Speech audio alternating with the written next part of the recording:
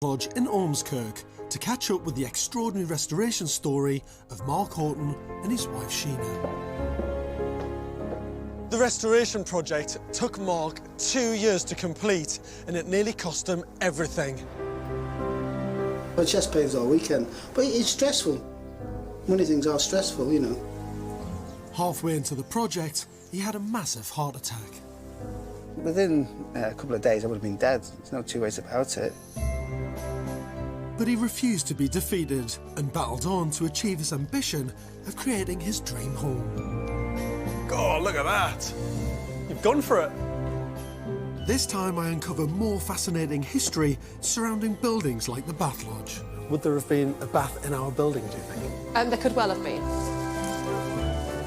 And we discover what life was like in the building 150 years ago.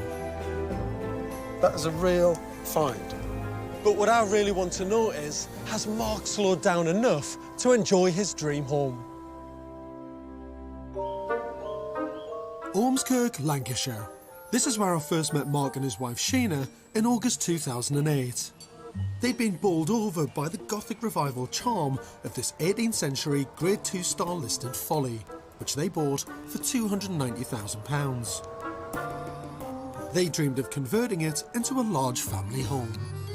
I first saw it about 18 months ago. With these Gothic arches, you could just see bits from behind the green vine. It just looked really sort of like an old spooky castle thing. She came down to see it with me and she fell for it straight away. It was a pile of bricks, yeah. Quite literally. And can't really see how it can be a house. Doesn't have a roof. It's a listed building and it's fallen to bits, so it's in the middle of the field. There's no road to it, there's no water, there's no electricity, no gas. I think he can finally build us a home where we may be able to unpack our stuff yeah, and settle in for once. This project isn't the first Mark's taken on. He's got an eye for property and the family have never stayed in one house for long. He runs his own successful building company, so he's well qualified to tackle a restoration. They specialise in hospital refurbishment and office and residential interiors. Sheena is a housewife and looks after their 3 daughters. Danielle, who's 21 and just finished university, Liberty, who's 15 and doing her GCSEs, and 5-year-old Ruby. Having sold their last home, they rent this house in Southport. Where I can, I'm going to help, advise and support them on their restoration journey. This location for me is just so beautiful. I mean, it's a bit of a grey, miserable English summer day, which is a shame, but the landscape is so typically English. You've got these stunning cornfields. You've actually got a railway line just running over the back there in the distance. A little church over there. It's absolutely beautiful. But what's bizarre is as we're approaching this building, there's no road.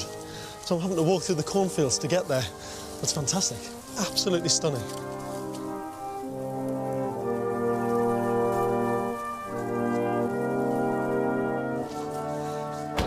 Hiya, how you doing? I'm okay. Hello, you. Who's this? It's Ruby. It's going to be home soon. One day. Well, maybe not soon. I shouldn't say that, should maybe I? not too I shouldn't put the soon. pressure on too much, mate. Yeah, next week. Yeah, next year.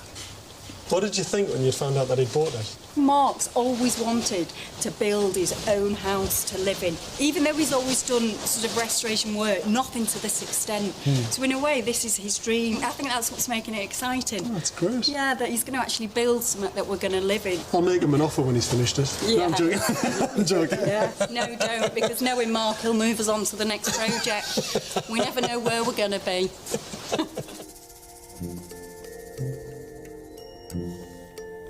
I'm keen to know more about this building's history. Eccentric-looking buildings like the Bath Lodge are known as follies. They were a huge fashion during the 18th and 19th centuries, and there are around 1,500 still standing today. It was all started by the aristocracy after their experiences on the Grand Tour. This was a kind of gap year for aristocratic sons who travelled around Europe. On their return to Britain, they were keen to share their discoveries and built follies as a way of showing off their knowledge of the classical world. The building styles were incredibly eclectic, from pineapples to medieval towers, and follies were sometimes replicas of the main house. I've come to Brightling Park in Sussex to understand more about the frivolous nature of follies. Gwyn Headley is a writer and folly expert.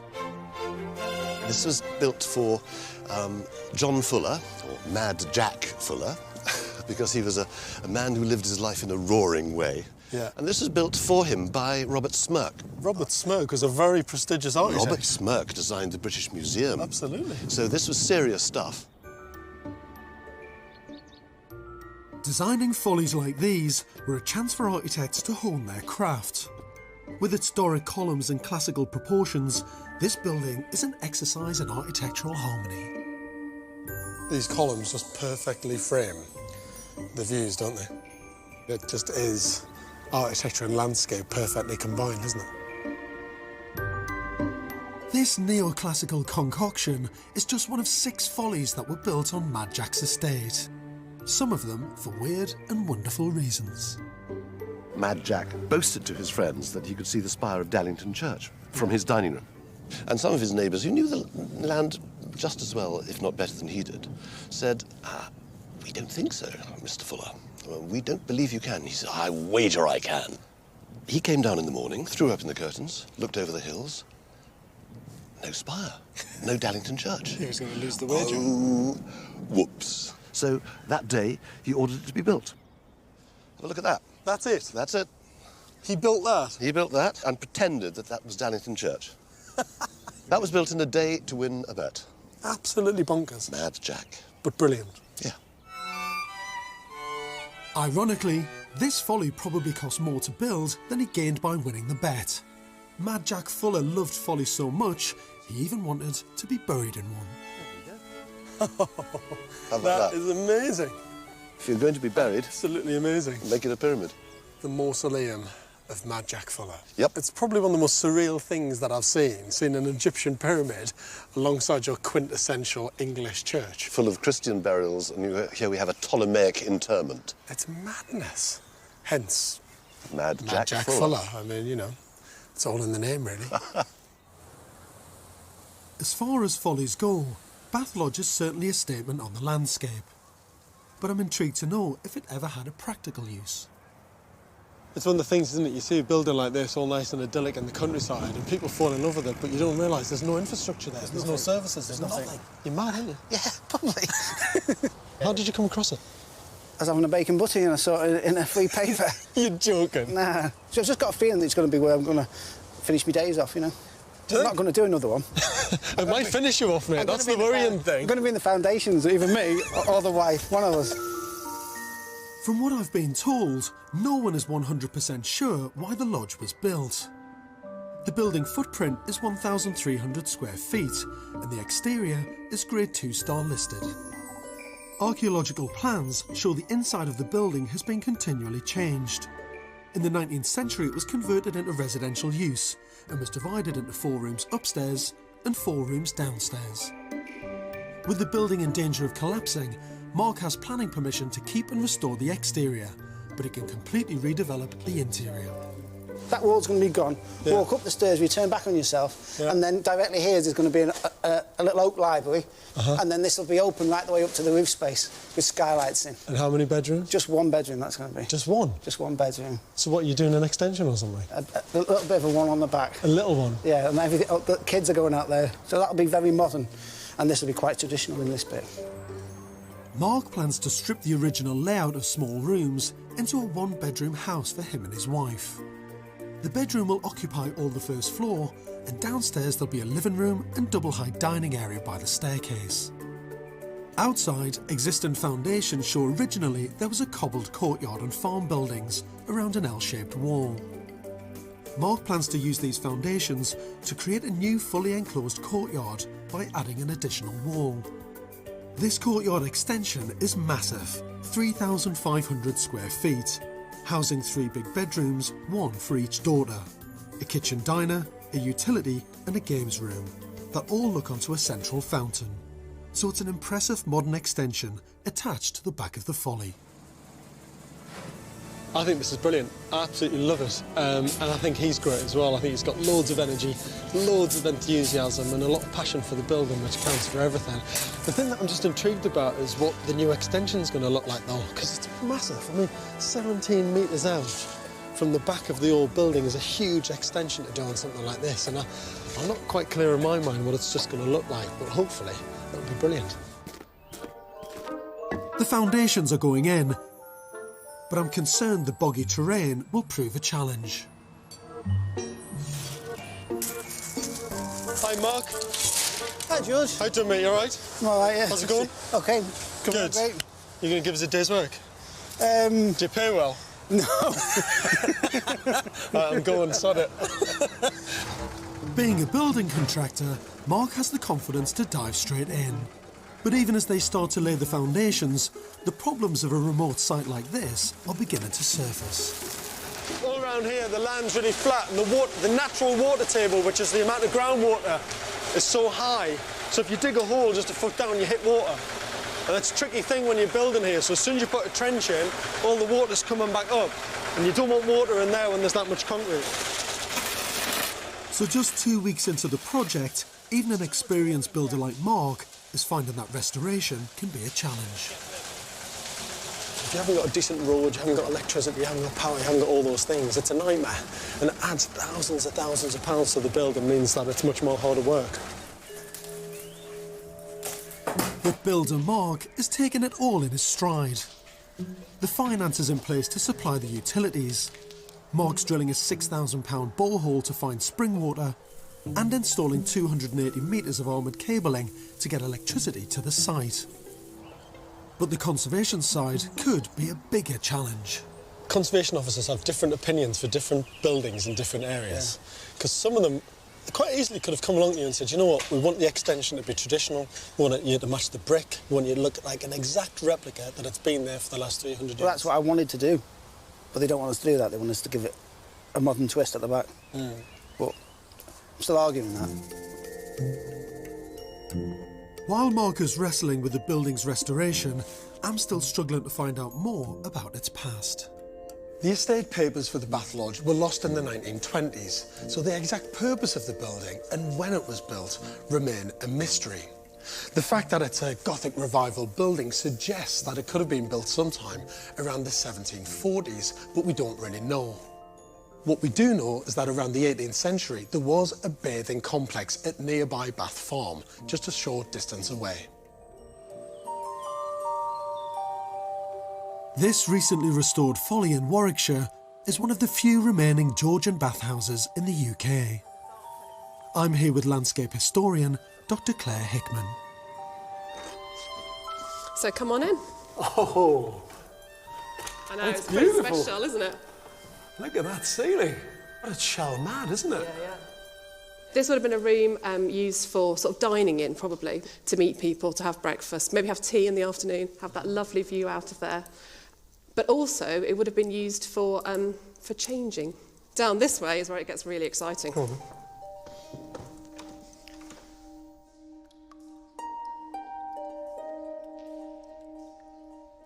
I wasn't expecting this. This is like a completely different I know. subterranean cave-like world. Not like upstairs. The shelves give you a bit of an indication, and stalactites, that once you get down here, Oh my God! this is why it's a bathhouse. This beautiful building was built in 1748, around the same time as our Bath Lodge. The plunge pool represents one of the key health trends of the Georgian era. So why were the Georgians so obsessed with bathing and bathhouses and bath lodges? Ones like this relate to ideas about living a long life, being healthy, having sort of a preventive approach towards disease. Yeah. All these books start being published about how to live well and these sorts of things. And there are doctors, like Dr. Floyer in Lichfield, who start saying cold bathing. Cold bathing is what's good for you. Right, OK. But also it's part of a pleasure thing. So places like Bath and Cheltenham are also kind of social places to go to. Yeah. And this is kind of similar, so on a smaller scale. So you would come here, you'd take a bath, you'd perhaps bring your friends with you, who might have sat round the sides on these kind of stone benches, jumped in, and then gone upstairs, the classical room, and had breakfast. How cold is it? Well, it comes straight from a spring, so the Oh idea is to my be as God. cold as it could be. No, if I jumped in there, everything would shrink horribly. Seeing how this pool fits so neatly into this handsome folly makes me think it's possible our building could have housed something similar. Would there have been a bath in our building, do you think? There could well have been. I mean, it's very fashionable. They're a common thing in the Georgian period. It's the same sort of date as this, so it's possible. But it could also have been nearby. Might have had somewhere in the woods, potentially, that had kind of a bath within it. Well, a kind of open-air thing, rather than have been enclosed in a building. It doesn't have to always be in a building. So, in the Georgian era, Bath Lodge could have been part of a wider bathing complex. I'm off to meet a local historian who's so passionate about the Ormskirk area, she's written 12 books about it. Mona Duggan is probably my best shot at unravelling the mystery of our Bath Lodge's origins. This is when I went to see it. I happened to get to know the farmer who owned the land. Up till that stage, I'd never managed to get onto the land because it was very private. And you had to go down unmade roads and things. We put it alongside this one, which is the... look at that. That must have been taken, I think, in the early years of the 1900s because of the way the lady's dressed. She looks almost Victorian, doesn't she? At that. That is an amazing Can't photograph. It's great. I mean, you can see all the original windows in there, absolutely everything. So, Mona, what was this building used for? What do you know about it? Definitely there was a bath there and a spa. And in fact, on some of the early maps, you can see all the woodland that they laid out so that the people who came to the spa could have a little wander around the woods and things after they'd had their bath. So it was definitely a bath and spa of some form? Yes. The main thing was that they were to drink the waters and then wander around these beautiful woods and things. You never know, there might have been a bit of matchmaking going on. Without the records, we can't actually prove Mona's theory. In one last attempt to get to the bottom of the lodge's history, I've come to speak to Ron Gurney. He's an archaeologist who carried out a survey on the lodge. I'm hoping he has scientific evidence of the building's former purpose. What can you tell me about this building? Was it used as a proper bath lodge or not? Well, what we can tell basically is that the building itself does not appear to have been used as a bath in any form. OK. We think it's possibly a sort of a practical folly. It's certainly built by the landowner as a sort of a statement on the landscape and designed obviously to be viewed from a distance. But that building was not used for bathing. That's right. I think that's more or less, you hit the nail on the head. Thank God for that. It's taken me months to get to that stage.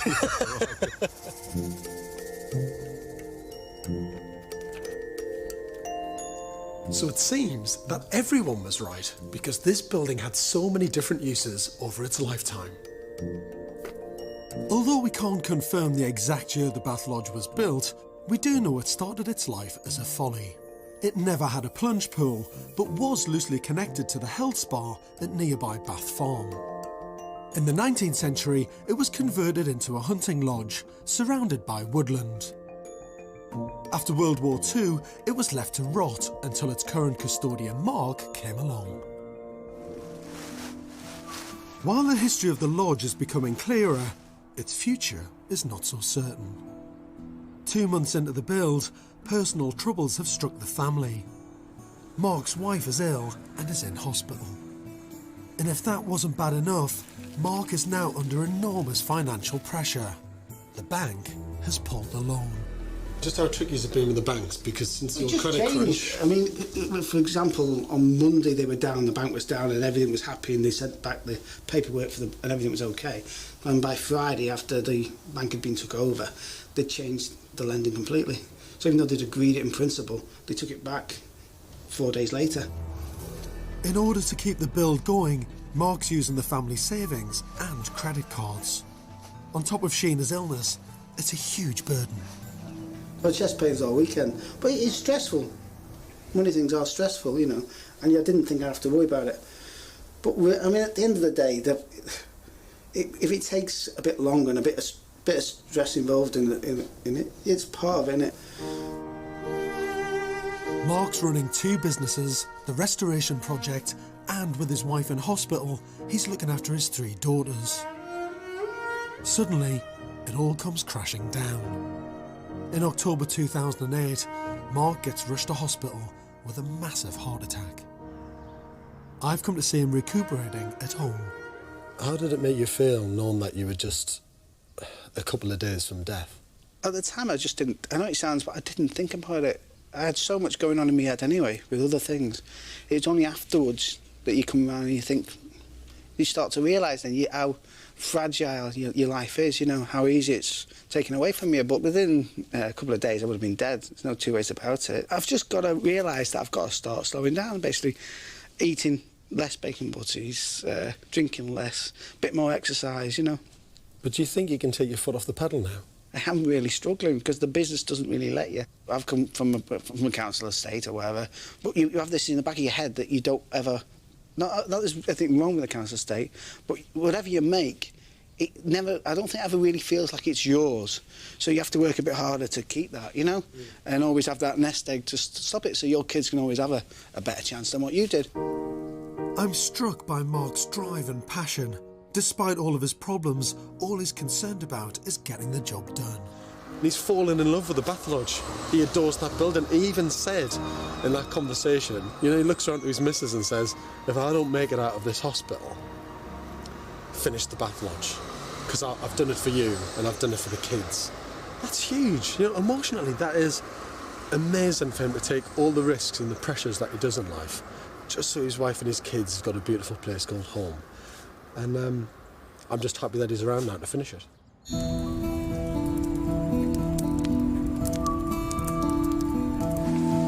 Four weeks ago, Mark Horton had a massive heart attack. His wife's in hospital and the bank has pulled the loan. Anyone else would have thrown in the towel, but incredibly, he's back at work. Today, a crane is on site to put in the new oak beams. These are critical in supporting the structure, but placing them in the old brickwork is a delicate operation. One false move and they could topple the 300-year-old walls.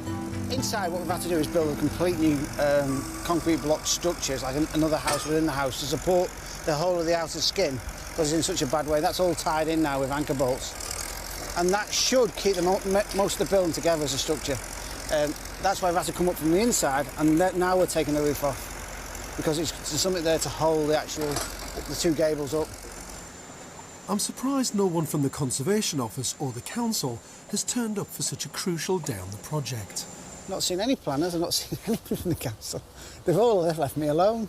They've been trying to sell this building for about 35 years. Nobody's bought it. So the fact I've bought it now, and we are saving it, you know, it will be a house, and it will last, you know, another 300 years. It's as if Mark's close call with death spurs him on, and over the next month, the build progresses rapidly. But I'm worried that he's pushing too hard and too quickly. Mark, how are you, mate? How do you, mate? Good to see you. How's it going? All right. You well? Yeah, planning on. It's going really good. Oh, Mark, this is brilliant. Look at this. It's absolutely fantastic. I can't believe you've got it up this quickly, actually. The build has moved on so much. I'm kind of confused how it has done, because you didn't have any money the last time I was here. The bank had pulled all the funding, and you didn't have much money left in the bank. So how have you managed to do all this? I've just used every penny that I've got, every bit on my overdraft, any spare money that I had in my business, anything. You've got to get going, get it looking something like, so they can actually see past the brickwork, past the rubble. They've got to be able to see past that to give a valuation. Yeah. I mean, we've paid 300,000 for this. We've spent probably 100,000, and they valued it. The bank values it now at just under £1 million. Horrible process, though. Oh yeah, very stressful. Now the bank can see the potential in this building, they've given Mark £158,000 to finish the project. Structurally, the building is complete, so from here on in, it's all about the detailing. I'm concerned the Conservation Officer has not visited site for a long time, and I'm beginning to worry about Mark's finishes. When you're doing an old building in a unique location, you've got to think about the architecture being different. and what that architecture really means. And you can't just take the rules of a standard normal domestic house and apply it to an old building like this. And what Mark's done is gone, oh, well, of course you have ripple glass in a bathroom. Of course you do, because I've done it in every other house that I've done everywhere else in the world. And it's like, well, yeah, if you're on the carsy in there or in the bath, who's going to see you? So why put ripple glass in this building? It doesn't make any sense architecturally. It just doesn't. It's 8 weeks later, and the conservation officer visits site, and the news isn't good. The situation at the moment is that we're looking at some minor changes to the approved plan that Mark has done. Those panels or sections where the new building joins the old building are really important to define the old historic building from the new work. Mark has used old bricks with the new extension at the front, as he wants a seamless join. But the conservation officer wants a clear distinction between the old folly and the new building, just as Mark has done at the back of the building with a timber panel. Now the conservation officer's concerns may force Mark to rethink the front, but it's something he doesn't want to do. The worst scenario is that it's going to cost about 25 grand. When it's a conservation officer, what he says tends to go, unless you want to fight him. It's not a standard house, and there are special considerations for a listed building. I hope that despite money being tight, Mark will take the conservation officer's feedback on board. But when I next visit site, I've got a bigger concern. We've got to paint it, but I was going to paint it anyway. Oh, what have you done? What have you done? It's plastic, isn't it? Bloody plastic! I hate it. All the lovely quality materials you've used on this. You're all singing, all dancing, glass skylight, you're doing it in white plastic. Yeah. It's budget. You don't want to overspend now. I'm trying to keep it on budget because we've gone quite a bit over, you know. I know Mark has gone over budget, and I don't want to add to his stress, but these details are really important when restoring an old building. I hope I can stop him from making the same mistake with the rest of the glazing. So that's just one big glass skylight across there? Yeah, but what's the framing on it? It's oak underneath and then plastic on the top. You don't see it, it's flat. You do from your upstairs window. You're going to look out and see white plastic sections on top. Why don't you do it in aluminium? A lead cap in. By scrimping on the finishes, Mark is risking the architectural soul of the building and isn't going to win any favours with the conservation officer. All the materials must have integrity, so he really needs to replace the plastic skylight with one made of oak. It's June and it's a big day. Sheena is back on site and so is the conservation officer. Hi. Hi, Mark. Hi. Hi. He's insisting that a glass panel be installed to distinguish between the old folly and the new extension. But at a cost of £25,000, Mark is still arguing against it. I don't think that the two styles are completely different anyway, so that gives you a physical break. The way that the extension's been designed is to provide a sort of modern ancillary extension to the principal building. We need to follow that through to create that break between the new and old. I don't treat you any differently than I would treat any other owner of a listed building. I make everybody jump through the hoops, unfortunately. It's taken 6 months of negotiations, but Mark reluctantly agrees to put a glass panel in at the front of the building. And there's more bad news inside. As I thought, the conservation officer doesn't like the plastic skylight, and it too will have to be changed. Clearly, when you come down the drive and in the landscape, you suddenly see the little plastic roof sticking up. It was all about a budget, and me thinking this is the cheapest way of doing it, and it doesn't work.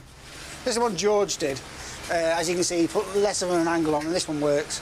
And I'm not having to take this one off like the one I've done. This works because, again, it's this idea of the glazing. It's hidden, for one, but also it's that idea that the glazing provides that link, that light touch between the new extension and the old building.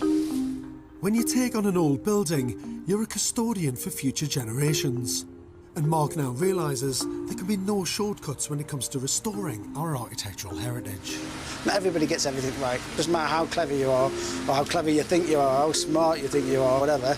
You've got to listen to other people, you know. You can't just make exactly what you want.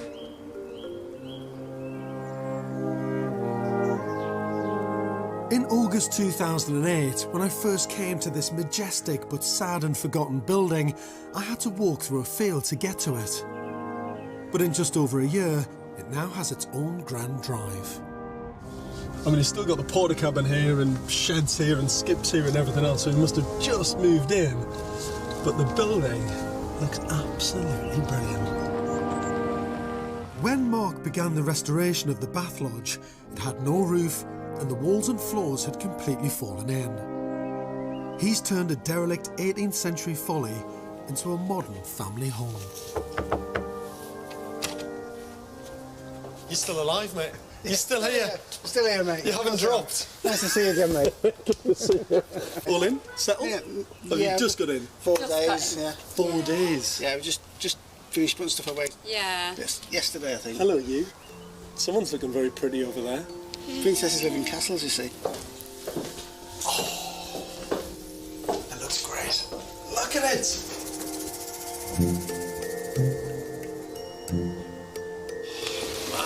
Man, look at that. I love the way, actually, even standing here, that you look up and you see the old part with all the period detailing, and then you get the modern courtyard beneath it. She sat there first night in the bed and looked up and thought... I didn't know if I was actually awake or I was dreaming it. Mark's kept and restored the unique original exterior, but has completely transformed the inside.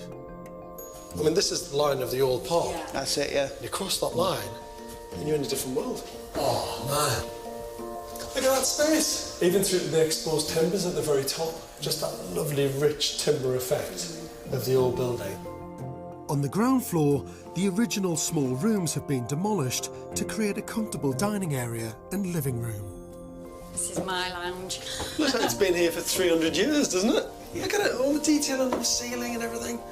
I know it's cost you a fortune in so many ways. I think the building deserved the respect, that bit of respect and the extra money. It's been well worth it. Yeah. Because it looks fantastic.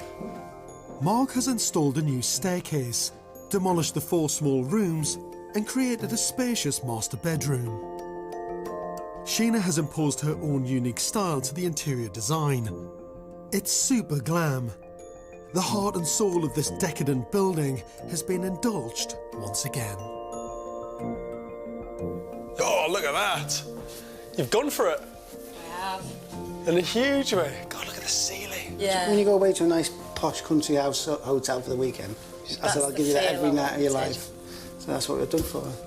The join and juxtaposition between the old folly and the new modern extension is fluid, light and spacious. What a difference. You come from old restoration bit in a modern projector TV room. Look at that. I tell you what, sometimes the boy just never grows up. And following on from the cinema is the gym. Just to keep me fit. Bit of heart attack prevention, and that's a good thing now. What I love about this new extension is that all the rooms face onto the central courtyard, but the old folly still dominates, so you're always reminded of the unique history of this building. On the north side is a generous family kitchen. Hello, girls. Here they are. How are you? You all right? Come on, do you want to show me your room?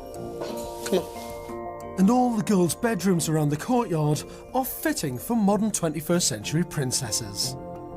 The older girls have the option to make their rooms into one big space. And with the hot tub in the courtyard, the bath lodge is once again living up to its name. What do you think of the courtyard? Really nice. Lots of parties out there.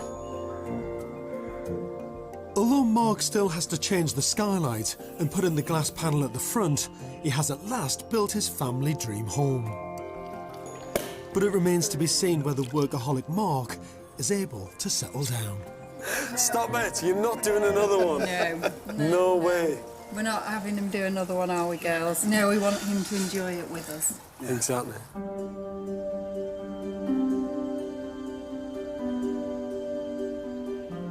I last saw Mark and Sheena around 2 years ago when they just moved in to their restored property. To be honest with you, after everything they'd been through, they were absolutely knackered. So I'm really excited to come back and just find out what life's like for them in their new home. I'm keen to see if restless Mark has found his home for good. Hello, mate. How are you? Okay. Been a while? Yeah, nice to Still see you here? again, mate. Yeah, still here. Still alive? Still alive, yes. How's the family? Oh, they're great. They're loving it. I mean, it's lovely here. Yeah? You know, it's so quiet. You've got a garage. Garage, yeah. You built it? Yeah, we built that, but we're sorting that out as well at the moment with the council, so... What, you weren't allowed to do it, you mean? Well, we agreed it all with the conservation officer. Yeah. And I got sick of waiting and I started it. You got bored, basically. Yeah. Like you normally do. Yeah. If the worst comes to the worst, I have to take it down. And one bit that the planner and conservation officer got a bit upset about before is they wanted kind of glass in here, didn't they? They wanted a clean break between old and new, and you haven't done it. No, because we put a panel up to see what it looked like, of a 10 panel, and it looked wrong. So, all right, OK. So, fair game to them. They didn't make me do it at all. So that's all right now, that's fine. Well, everything's He's happy okay. with that? He's happy with everything. So You're there? We're there now. Yeah, we're there.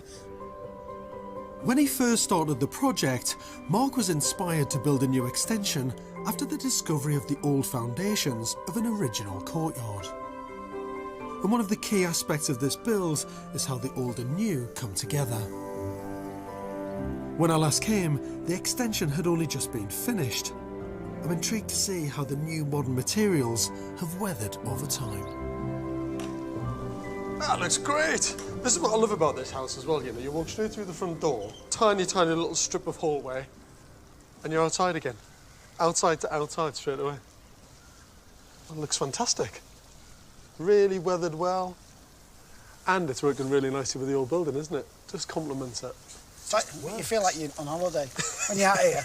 You know, on a nice sunny day, you feel like you're in a completely different place. But actually, what's clever about it, because you're in such an exposed area with all the fields around you, and you get belted by the wind sometimes, but as soon as you come into this courtyard space, you've got an external area that's completely hidden away from it.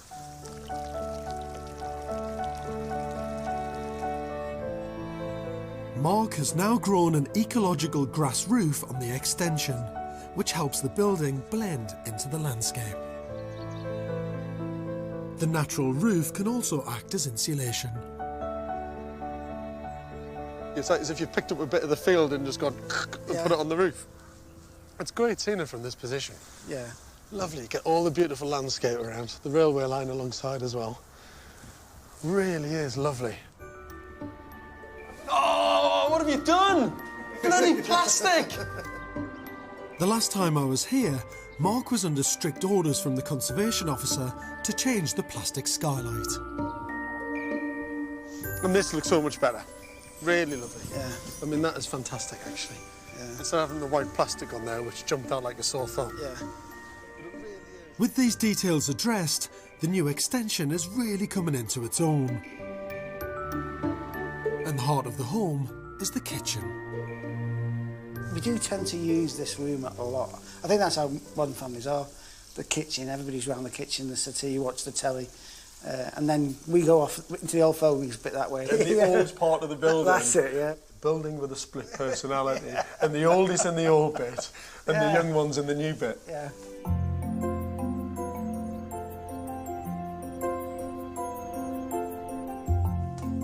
The interior of the old building is just as homely and comfortable as it was the last time I was here. But there was one detail that I wasn't keen on: the rippled glass in the bathroom. It's still in. Still there, still not See, I changed. thought you might have been tempted to change it. I was, but the daughter refused to see her dad standing up from the toilet. Really, it's not allowed. Yeah, not allowed. It's just banished. Yeah. I mean, I suppose once in a while when the train goes past, the odd person might get a little view. Yeah, offensive, yeah. I really enjoyed researching the history of the building. It had many lives, from a folly to a hunting lodge to a residential property. For the last 70 years, it had been a derelict shell. Mark has transformed it back into a family home. Hi, Mona. I first met historian Mona Duggan 2 years ago. She's come to the Bath Lodge to share an exciting discovery. What an amazing change. All finished, and all this extension as well. But it's been It brought was back to life. covered with ivy first time I saw it. Mona has a document which shows that 150 years ago, the lodge was a similar picture of domestic bliss. It was written by Thomas Williams, who lived here with his family. He was a botanist, really, because he collected plants and I think he gathered them into this garden. And, oh, he was a poet and he wrote a poem about this place. Did he really? And he mentions his greenhouse. So this is a poem by him, a description of the Bath Lodge at Ormskirk. And I can't believe the poem's called The Bench by the Wall. And look at us, Yes. propped on a little bench by a little low-level wall. My cottage, it stands at the end of the lane, and though very humble, I never complain. If the sun shines at all, which it's not today, if the sun shines at all, it's sure to shine there, and I'm always content, whether rainy or fair. That's lovely, isn't it? Yes. It goes on for pages, mine. It does, Pet. I would not change my dwelling for palace or hall, for my cot is my castle, although very small. All the windows look out on a garden so gay, and I'll wreath round the roses that seldom decay. When I chance in the summer to open them wide, the jasmines and roses come dangling inside. With beautiful freedom, but still, after all, I would rather sit out on the bench by the wall. That is a real find. It is so descriptive about what this place used to be like. Yes, and it's very important because we have very few documents about the place. I love the fact that the history of this unique building is being continually unravelled. And Mark has made a discovery of his own. When we were restoring the panels, they're all signed and dated. You're joking? So we know that the rendered panels were done 1720. That's amazing. Yeah. I mean, for a folly building, that's actually really early. Yeah. Well, we're trendsetters up this bit of the country. You know. Mark's discovery means the Bath Lodge was built 20 years before we originally thought. This is significant as it could make the lodge one of the earliest examples of a Gothic revival folly in the UK. As Mona's poem has shown, this building was also once a beloved family home. All of Mark and Sheena's hard work has brought heart back to the Bath Lodge again. It's really great to come back and see how well it works as a family home, because it really does, actually. You can tell. Even though it's deceiving because it's bigger than you think, but it still remains homely. We all like our own different bit. I mean, Mark loves the gym, can't get him out of it. I know, you can tell every day. We actually fight over the treadmill. Yeah, I mean, his body's a temple. More like a takeaway. And what about this fella? Is he Isn't taking he? it easy, even fractionally, or not? Because I can't believe he is. I'd have to say no. Yeah. No, that is a bit of a worry because there are days, we've noticed it, haven't we, when he comes home and you can see the pressure he's under, as is everybody these days, but he never gives up. And he's always thinking of the other people he employs. It's not just about him, his house, his family. He looks after the people who work for him, as well as he looks after us.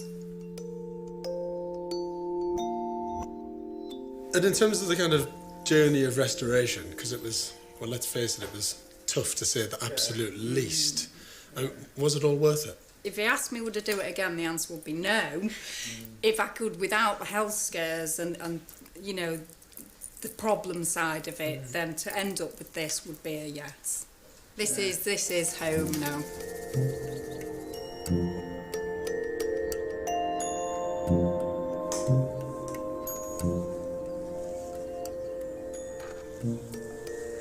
You know, restoration really is the most wonderful journey.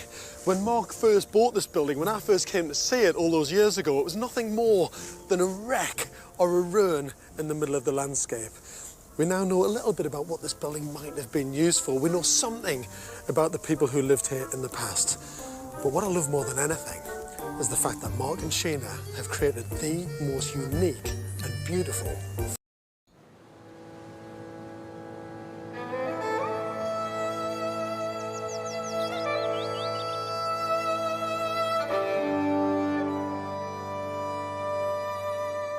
Today, I'm returning to Crinan Ferry in mid-Argyll to visit Laird Henderson and his amazing 19th century icehouse. In this job, I'm lucky enough to come across so many driven and passionate people, but Laird was a complete one-off. Part maverick, Part mad inventor, he never gave up.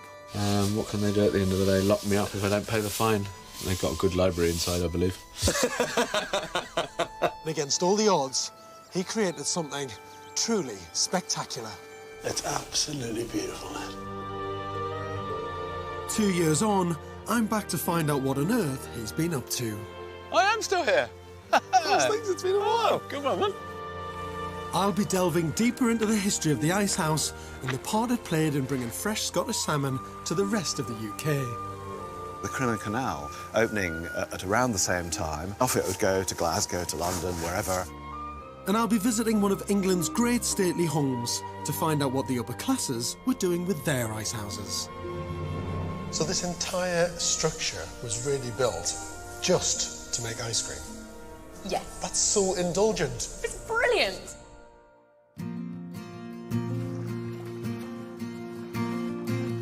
Over 20 years ago, Laird bought this Grade B listed ice house. It was built in 1833 for local fishermen to store ice in, which they used to keep their catch fresh en route to market. Very few ice houses in the UK have been converted into residential use, so getting planning permission was exceptional. Laird's dream is to turn this 19th century stone fridge into an extraordinary and unique home. I suppose I came up here doing a sort of Swallows and Amazons thing with my father and sister as youngsters. I bought it years and years ago. Had a delightful Aunt Ronwyn, who was a head librarian in Toronto, and she left me the princely sum of £6,000. Laird joined the Navy at 16 to become an underwater clearance diver doing bomb disposal and salvage work. He then worked in the family business as a mechanical engineer before setting up on his own, doing fish farm diving and marine husbandry work throughout Scotland. He now makes a living as a tree surgeon, builder and welder, working in the local community. Laird divorced from his wife some years ago, and his only son Bean lives nearby and works in a local restaurant as a chef. This is a truly unique building to convert into a home with a fittingly eccentric owner. Anybody that lives in a place like this, I'm completely jealous of. I mean, you just look around you, there's nothing apart from wildlife, beautiful lochs. It's just beautiful, man. Absolutely beautiful. Morning. You must be Laird. Hello. Laird, I'm George. How are you? Hi, George. How Good, you doing? this is it. Met you at last. You're Nice in to the see most you. fantastic location here, aren't you? I can't believe it. Dressed for work or are you exploring? Well, you know, bit of both. So, Laird, what have you got here? What is the building?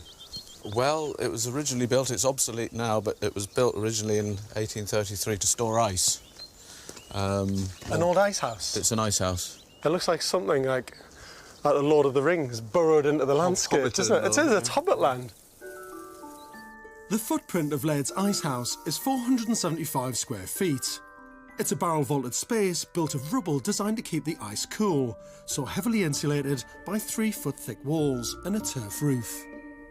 The interior is divided into 2 chambers, which are 17 feet high. The small chamber was where the fish were washed, weighed and boxed. It also provided insulation and protection for the main ice storage area, where there's a sloping cobbled floor for drainage when any ice melted. There's just one window on the gabled south side that looks onto a stone platform from where ice was loaded into the main chamber. Still a wee bit damp, but it's amazing. gives you a good idea of what we're letting ourselves in for. God, it is a cave. It is. I love the colours, you know, the green and the lime. It's really well. absolutely incredible, isn't it? Yeah, lovely. Such a discovery.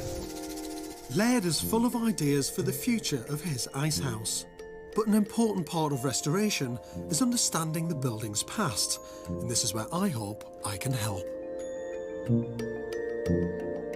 Laird's ice house has lain empty for almost half a century, but 130 years ago, at the peak of the Scottish salmon industry, it would have been packed with fish, ready for the journey south to the restaurants and markets of London.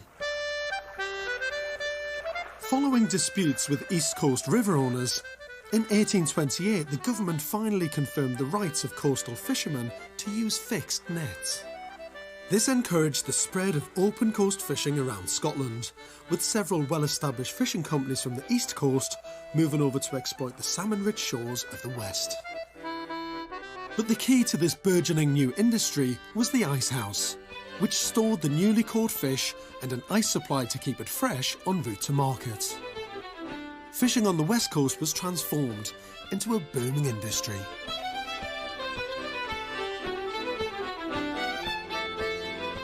But where does Laird's Ice House fit into this story? It was built by the Malcolm family, local landowners who lived in the big house on the other side of the loch. The 1841 census shows that the earliest users of the ice house were the Baird brothers, two fishermen from Dundee. Ice house expert Tim Boxbaum takes up the story. They must have grasped the opportunity, thought that it was a good spot, and come over here, left their family presumably behind on the east coast, and set up here with their new operation. In the 19th century, the salmon fishing season ran from around February to August, but there was plenty to keep the Bairds occupied for the rest of the year. A lot of the activity was gathering the ice, of course, in the winter, but you then seal your ice house up. And you probably wouldn't even go to it until the fish started coming in later in the year, and that would be the point in the heat of the summer where you had to have the ice to ensure that the fish was fresh for market. That's interesting. So they would have gone out and literally farmed ice, if you like, from the loch, put it in the ice house, and it would have sat there for 4, 5, 6 months. Yeah. The quickest way of getting the iced salmon to market in Glasgow was by boat. The newly opened Crinan Canal provided a shortcut through to Loch Fyne, with steamers then completing the journey up the Firth of Clyde. With the Crinan Canal opening at around the same time, giving ready access down to Glasgow so that steamers could pick up the fish in boxes. Because, of course, once the salmon was caught, you'd have to prepare it. They'd take it into the ice house and they'd weigh it and prepare it, and they'd put it in boxes of ice, put it on the steamers, and off it would go to Glasgow, to London, wherever. It must have been a phenomenal change to go from such small-scale fishing by line and stave to all of a sudden the Baird brothers over there on the east coast. The law change happens and they go, right, let's go to the west coast and let's make this big commercial enterprise. Well, they obviously made a do of it because it went with them for many, many years, and it was then taken over by another family, the McTavishes, and we believe was still in operation into the early parts of the 20th century. 100 years later, Laird is once again investing in the ice house.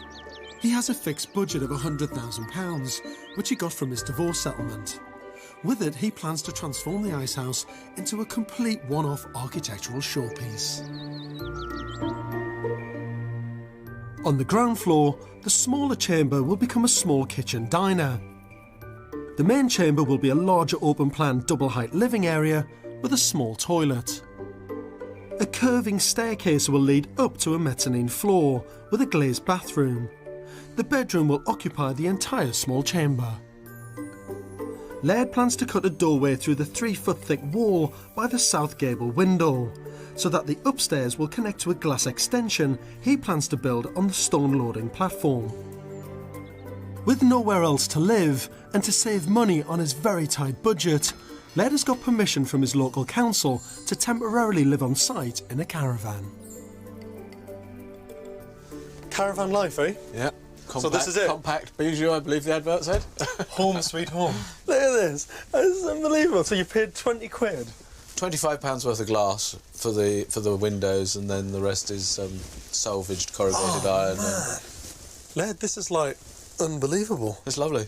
I mean, look at that. If you don't mind the exposure, and your companion doesn't mind the exposure, No, then... but what's fun? Well, who's going to see you here? You're in the middle of bloody nowhere. It's temporary. I mean, it's only got to last me another year or two till I'm in the ice house, but it's lovely. It's bloody brilliant. Yeah.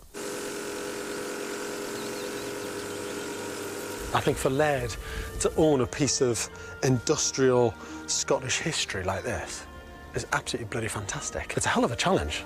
I don't know how we're going to do it, to be honest, but it's a great brief. And I think Laird's is the perfect bloke for this building, actually. He's well up for it. Today, his Swiss girlfriend Bettina has been enlisted in helping him salvage old mussel nets in the estuary to use on the turf roof. So Laird's got you working hard on the build, has he? He has, yeah. I love it, that's good. Yeah, I love being outside and just doing various jobs, so it's ideal. I couldn't really imagine working in a better place than this, could you? They couldn't.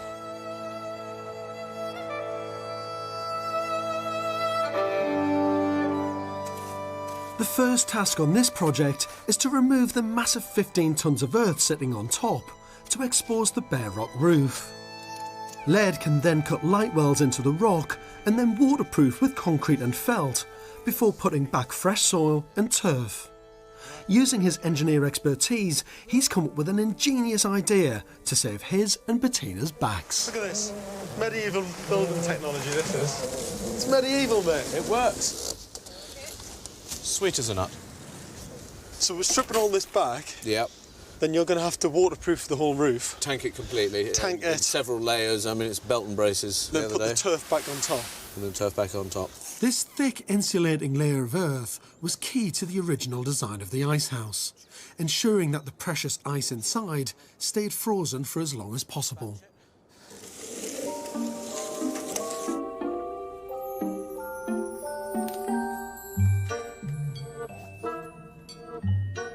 Laird's Ice House played a vital part in supporting an industry and the community that depended on it. But when ice houses first appeared in this country, they had a far more frivolous purpose. The first ice houses were built by the ancient Persians in 1800 BC. There's evidence to show that a few centuries later, they were using their ice to create sweet ice delicacies. Roll the clock forward to the mid-1700s and the ice house had begun to spread through southern Europe. Young aristocratic Brits on the Grand Tour in France and Italy were delighted to be given ice creams and sherbets in the height of summer, all thanks to the ice house. When they came back home, they brought the technology with them, and soon ice houses became the must-have status symbols on country estates all over Britain.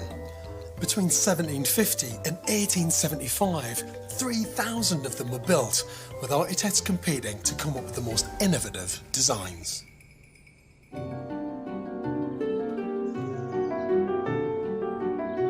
Petworth House in Sussex, one of the great stately homes of England. I'm meeting Dr. Annie Gray, food historian and ice house enthusiast, who's agreed to give me an insight into the workings of an 18th century ice house. Is this it? Yes, this is it. I thought you were going to take me to a beautiful, idyllic little ice house folly in a wood or something. Petworth's ice house may not look like much from the outside, but it's what lies beneath that counts. Its three-chambered structure gives it a huge capacity, making it perfect for a large estate. Oh my God, that's fantastic, isn't it? If you look round there... What's around here? Oh my There's word. another one. So where did they get the ice from? Lakes, normally, or ponds. When the water would freeze, you'd have men out there skimming the ice, which is, as you can imagine, not the easiest task in the world. So they'd be hacking away at the ice, bringing it up in wheelbarrows, dropping it down this chute here. It would land down here, be swept into this great big vault, and then it would be compacted down. When it's packed in tight, you can feel from the temperature down here that it's quite cool, and it will last for several months down here. And this is an era where you want to be having ice cream in July and August, so that ice needs to last as well. So that's why you've got to have so much in there. And was this quite a pure form of ice? I mean, obviously it's just coming from a river or a local lake, but was it kind of hygienic? You wouldn't really want to eat it, but this ice never comes in contact with your ice cream. In spite of its name, ice cream is not and never has been made from ice. In the 18th century, cooks poured the ingredients into a casket, which was then placed in an ice-filled barrel and stirred vigorously until the contents froze. They could then pop their creations into a kind of early freezer using yet more ice, which kept it frozen until dinner time. What we think of as ice cream now is a pale comparison, really, to ice cream in the 18th century. You know, if we go into an ice cream shop now and there are 10 flavours, we think we're spoiled. You read 19th century and 18th century ice cream books, there are hundreds and hundreds of different ice creams. And these are not just eaten, they're moulded, they're sculpted, they're shaped. These are absolutely beautiful, amazing creations. You're telling me that this was built just to make ice cream? Yes. That's so indulgent. It's brilliant. It is fantastic. The ice house introduced a rare and exotic delicacy to the privileged few at the very top of society. Look at that. That is actually amazing. It's really good, isn't it? Mm-hmm. But it would be another 50 years till the fishermen on the west coast of Scotland got to benefit from it.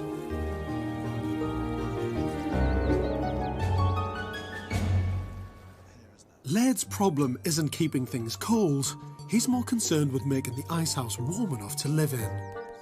I want to tell him about some 21st century technology which will make the stone fridge really cosy in Scottish winters. Heated glass, which doesn't come cheap and will cost him £20,000 more than regular glazing, but being open-minded and wanting something unique, Laird might just go for it. You think of car windscreens. Yeah. For years and years and years and years, and you get those horrible little lines on your car windscreen. Well, now the technology is that good that the heated film that they put onto the glass is completely clear and transparent. You can't see it. Wow. Is it on the glass, in the glass? It's on the glass, on the underside of the glass. Is it on the face? Yeah, on the face of the glass. And basically, I've designed heated glass in houses before where you've never needed any underfloor heating, you've never needed any internal radiators at all, and just the heat output from the glass back into the space is enough to heat the space. While Laird mulls over the options, I'm going to take a look at his plans to see how the heated glass structure would work. And then when you come out through this door, at the minute there's just this kind of stone deck, and we're going to build this glass extension. So the glass will go from there to there to there, with these thin glass structural fins. So there's no steelwork in any of this. It's the most minimal glass structure, just placed onto the end of this building.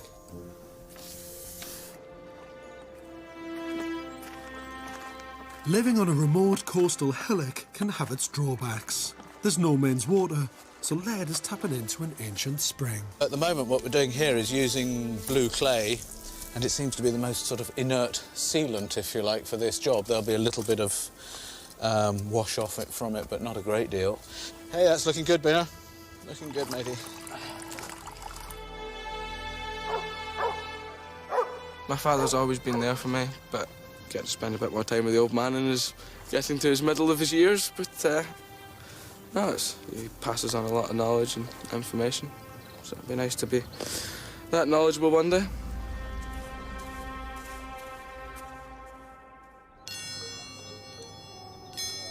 Now the old turf roof is off, Laird needs to seal the rock with 20 tonnes of concrete.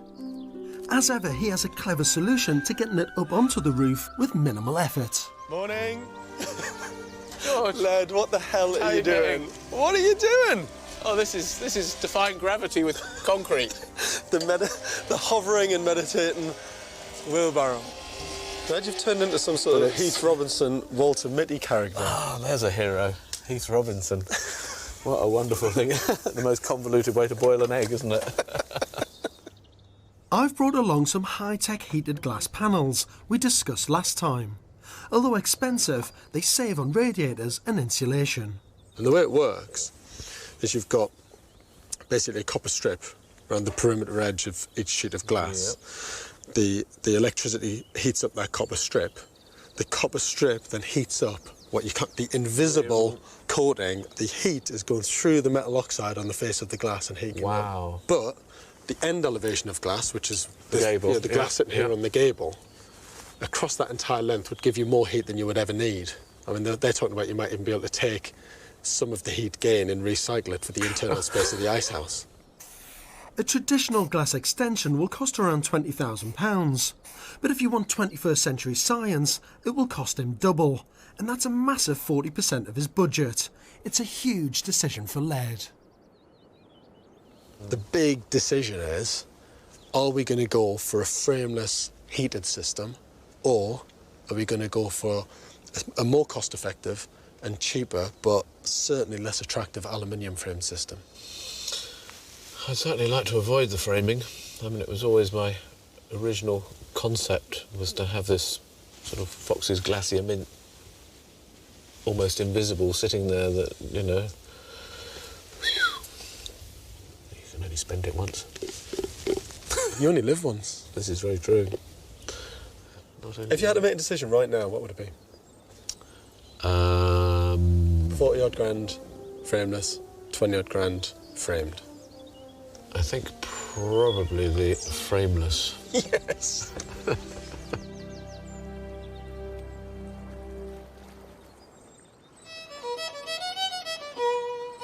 Laird Henderson bought this 19th century Scottish ice house and plans to convert it into a truly unique hideaway. But there's trouble in paradise. Laird's building warrant for his interior works has just run out. And to make matters worse, he's also been evicted from his caravan where he's been living on site. But as obstinate as he is passionate, Laird is carrying on regardless. He wants to cut a doorway through the 3-foot thick stone wall on the south gable to access the stone loading platform. This is where he will construct the heated glass extension, which will also provide another entrance to the ice house. Basically, an amazing rod that's got oxygen and everything being blown through it, and it gets to such a high temperature, it burns through the stone. So there's no cutting, there's no grinding, it's just a burning process. Unbelievable. Even look in there, look. Look at that. And that is basically hot molten rock. It's melting the rocks.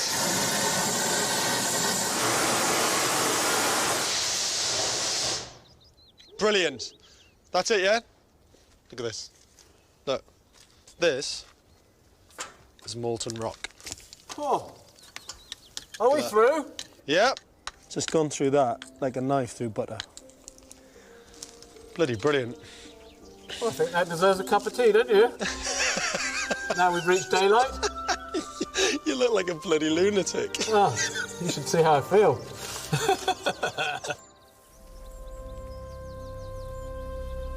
4 months later, I'm back on site. I'm dying to find out if Laird managed to cut his way through that thick stone wall and move the project on. Laird? Where is he? Laird! Hi. You've got the doorway in. How you doing? Very good. It's a slightly finer hole than the last time you were here. How you doing? Very good. Nice to see you. Very, very good. Good summer. Excellent. A busy summer. What was the thermal lancing like then? Did it work all the way through? Well, no, it did a bit too much collateral damage. In what way? It was so hot, it was destroying rock and melting, drying out the lime mortar to such an extent that there wasn't the degree of accuracy that I'd hoped. So how long did it take you to knock through this? About 3 weeks of hard manual labour. 3 weeks? Yeah, it was quite a slow job. Bloody hell. Come and have a look inside, anyway. You can't get more Indiana Jones than this, can you? Let's go through it then. Well, it's, look at that, you've got the light tubes in. That is absolutely brilliant. That's for the first time ever. Light through the roof. Light through the roof, you can see the sky. That's the central window that we always decided to have, but you've put 2 extra ones in. Kind of looked incomplete, and I was just in here on a Friday evening after work with Bettina and looking at it. I played around with the circles, the cardboard circles that I cut out from the original one. Yeah. And finished up with this planetary arc, which kind of complements the curve of the door. What's great about this, Laird, it's about you working with the building the more time you spend here. But when it comes down to the detail and getting the architecture becoming something quite exciting, you're just making those decisions on site as you go along, aren't you? I am to date. We'll see how much longer I can carry on doing that for. Now the project has reached a critical point. The new building control officer at the local council is not impressed with Laird's make-it-up-as-you-go-along style. He's demanding that Laird tells him exactly what he's planning to do if he wants a building warrant, which is a legal requirement to continue with the build. By law, yeah, you aren't supposed to do any building work unless you've got that permit. So they say. What can they do at the end of the day? Lock me up if I don't pay the fine. They've got a good library inside, I believe. This is a real tricky one, to be honest, because building control have got a job to do. They have to control that build and to make sure everything's being done properly. But Laird is like building out of control. The two things don't really work together. Someone somewhere's got to compromise. Either Laird's got to back down and give these guys the information they need and make some decisions, or building control have got to make some concessions and help him out and go along with the way he does things.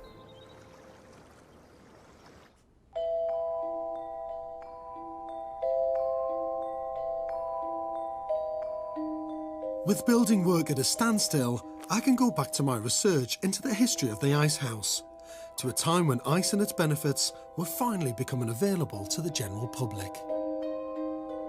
The mid-19th century was the heyday of ice usage in the UK. A Swiss entrepreneur called Carlo Gatti began to build industrial-scale ice wells in London. He started to manufacture ice cream, which he sold for a penny a go. Joe Public took to ice cream just as the aristocrats had 100 years earlier, and Gatti's fortune was made. London now needed ice like never before. But at that moment, the UK entered a period of rising temperatures, and rivers like the Thames began freezing less frequently. As a solution, people like Gatti began importing high-quality clean ice from Norway. By the end of the 19th century, the city's ice wells were even being stocked with ice from as far afield as the USA and Canada. But the writing was on the wall. People were depending more and more on ice to store food and medicine. By the turn of the 20th century, the invention of mechanical and then electrical refrigeration provided a dependable alternative to the ice house, rendering it obsolete. It took 4,000 years, but technology had finally caught up with it. Back in Scotland, Laird is valiantly fighting to give his ice house a new lease of life. But since his run-in with the authorities, building work on the interior has had to stop, and he's only been able to returf the roof and work on the light wells. The standoff with the new local building control officer has forced Laird to take the initiative and go straight to the top of the tree. I've had a cracking result with the head of building control. He's given me quite a lot of guidance on the paperwork front and things like that, and Bettina's obviously been quite helpful with the admin work. So yeah, the ball's rolling again, thankfully. But it's not all good news. His temporary permission to live on site in a caravan will expire in June, and he has nowhere else to go. Yeah, I'm a wee bit worried, but I believe it costs them about £80,000 to evict somebody. I have to believe that, in all honesty, common sense must prevail, as surely it's not in anybody's interest to try and move me from here and stick me on a council housing list and cost the state more money as it is.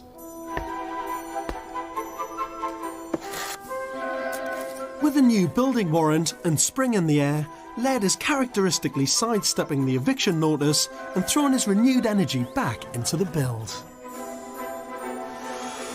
The £40,000 custom-made frameless heated glass extension has to fit perfectly, and Laird is building the base out of old canal gate posts he's hoarded for years. Any wrong measurements and the whole thing may not go together. So he's enlisted son Bain and local builder Simon to assist. None of the timbers are the same size. It's not buying regularised wood.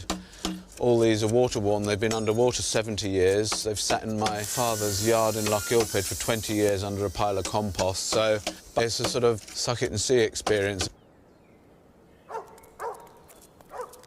The glass is made in Belgium, and Dave Cummings, the UK agent, has driven 10 hours from Kent to double-check Laird's measurements, as there's simply no margin for error. Well, we'll be talking millimetres, obviously, because what we produce is done in plus or minus 2 or 3 millimetres, but look at the building. The building is not plus or minus anything, really. It is what it is, but there's not a precise point on it. This is about as off the wall as it gets, I think, really, as far as location, the building that we're working on and everything else. So, you know, what a fantastic project, what a thing to do. For a project as complicated as this, it will take at least 3 months for the glass to be manufactured and delivered from Belgium.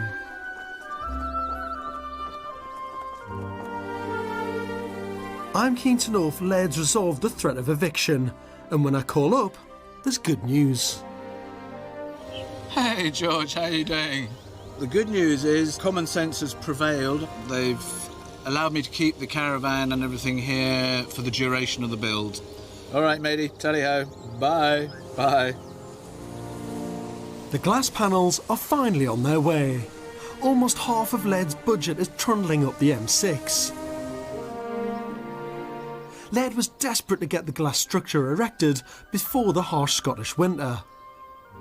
But now he's having to prepare for its arrival in freezing conditions. Glass? Oh, really looking forward to it. It's been quite a long wait. I'm not quite sure what I'm expecting. Yes, of course it's going to fit. The big day has arrived, and Laird is eager to see if his huge financial commitment has paid off. Brilliant. Wowee. It will be a complicated fit, and they estimate it could take at least 5 days to install. It's a nice house, for goodness sake. It should have something clear. But just when Laird thought the end of his restoration project was in sight, he's had some crippling news. In order to access his much-needed water supply, he's been forced to buy the adjoining piece of land where his caravan sits for £10,000. He's now used up all the money he'd set aside to finish the interior. There's been an enforced delay. I took a plunge, spent a wee bit of my capital, a reasonable lump of my capital, probably a year's worth of labour, purchasing the land, but I'm going to have to hang fire a bit and go back to work and earn some money, and then batter on in the summer once I've earned a few bob to get fired into the next stage, which hopefully will be the internal works. As Laird needs to work to fund any more progress on the build, I'm seriously concerned now that his dream of moving into the ice house is still a long way off.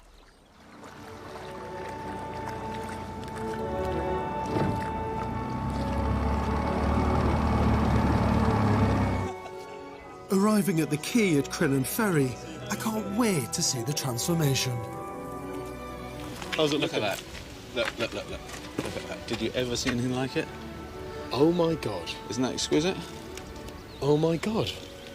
Simple, but absolutely gorgeous. This stunning piece of architecture has brought light, space and heat to Laird's 19th century stone fridge.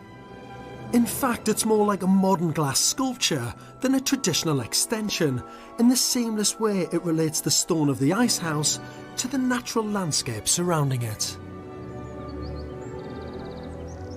Laird, it's unbelievable. Yeah, it's quite believable. It's standing there in all its glory. Laird, the way that you can just look through the minimal glass structure and see kind of nature beyond and the trees and all the reflections of the landscape. It's lovely, isn't it? It just captures the nature of what we wanted this building to do. It's amazing how hard it is to actually create simplicity. Inside, Laird has created an airtight haven from the cruel Scottish winters and the fierce summer midges. Yet he's managed to preserve the sense of being right in the midst of nature. Welcome to a different world. Oh my. You watch this. Look at this. Completely quiet. Isn't that astounding? It's quite rare that I'm lost for words. I would say so. Yeah. It's absolutely beautiful, Laird. And Laird is thrilled to bits with the heated glass technology that I first showed him 2 years ago. This, when it's on, is just absolutely sublime. It's like standing out in sunshine, 40 degrees, radiant heat, you know, just, oh. I just love the way you've got these glass panels on the floor. It's nice, isn't it? It looks stunningly beautiful. The modernism, the slick technology of all of this, and then merge with little bits of glass floor and seeing the stone beneath.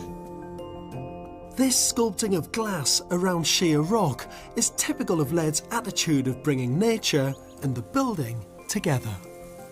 The fact that this glass just drops into that rock and you've just carved into it and let it be, I think it's just beautiful.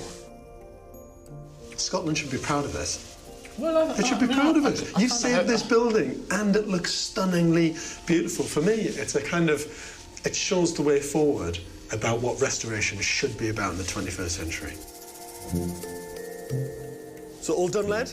Finished? Wrapped up tight, matey. As you can see. Not quite. The downside of spending so much of his budget on the extension means that Laird is still living in the caravan until he's earned enough money to get going again. But he can at least complete the interior in his own time. So you've got a couple of wows, you come through the door. I love that, a couple of wows. You've got the sort of precipitous drop over the balustrade. Yeah. You've got this rendered white staircase disappearing down the whole curving down that shape. The rest of this floor will be a mezzanine platform with a glazed bathroom. Natural light will come from these ingenious light wells and, of course, the glass extension. Through this arch, on the same level as the mezzanine floor, will be Laird's bedroom. Bit of a rickety entry. Downstairs, what was once the small chamber will be the kitchen diner, with the larger chamber being the living area.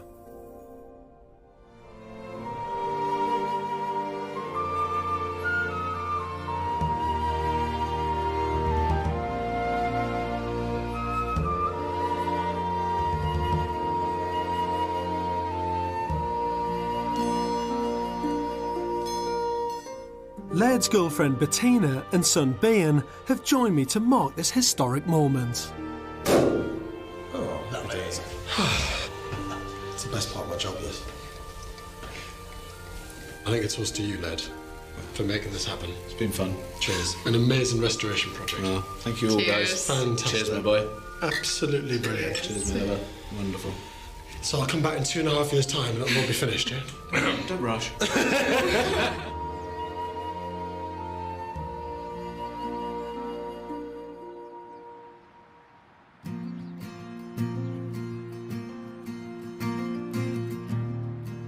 So I'm on my way to see Laird at the Ice House.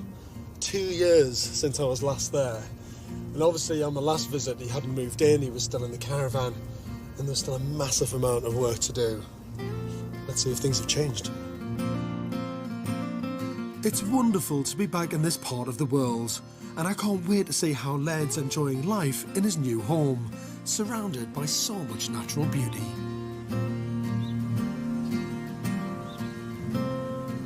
Laird! Hey, How hello, are Betty. you? You're still here? Long time no see. Thankfully you're still here. I'd be worried if you I weren't. am still here. How's things? It's been a while. Good one, man. A couple of years at least. You look well. Yeah, I'm good, man. Fit and healthy, and that looks good. really, really good. Doesn't it nice? Well, a lot of work got into it, but it's looking good. Good. Should we go and have a look? Yeah, I want to please see do, what's happened yeah. in the time. Yeah, no, there's lots to tell, really. There's been big changes since you were last here. Look at that new little terrace on there. Yeah, it's a bit of a new innovation, a rush job. But Looks good, though. Yeah.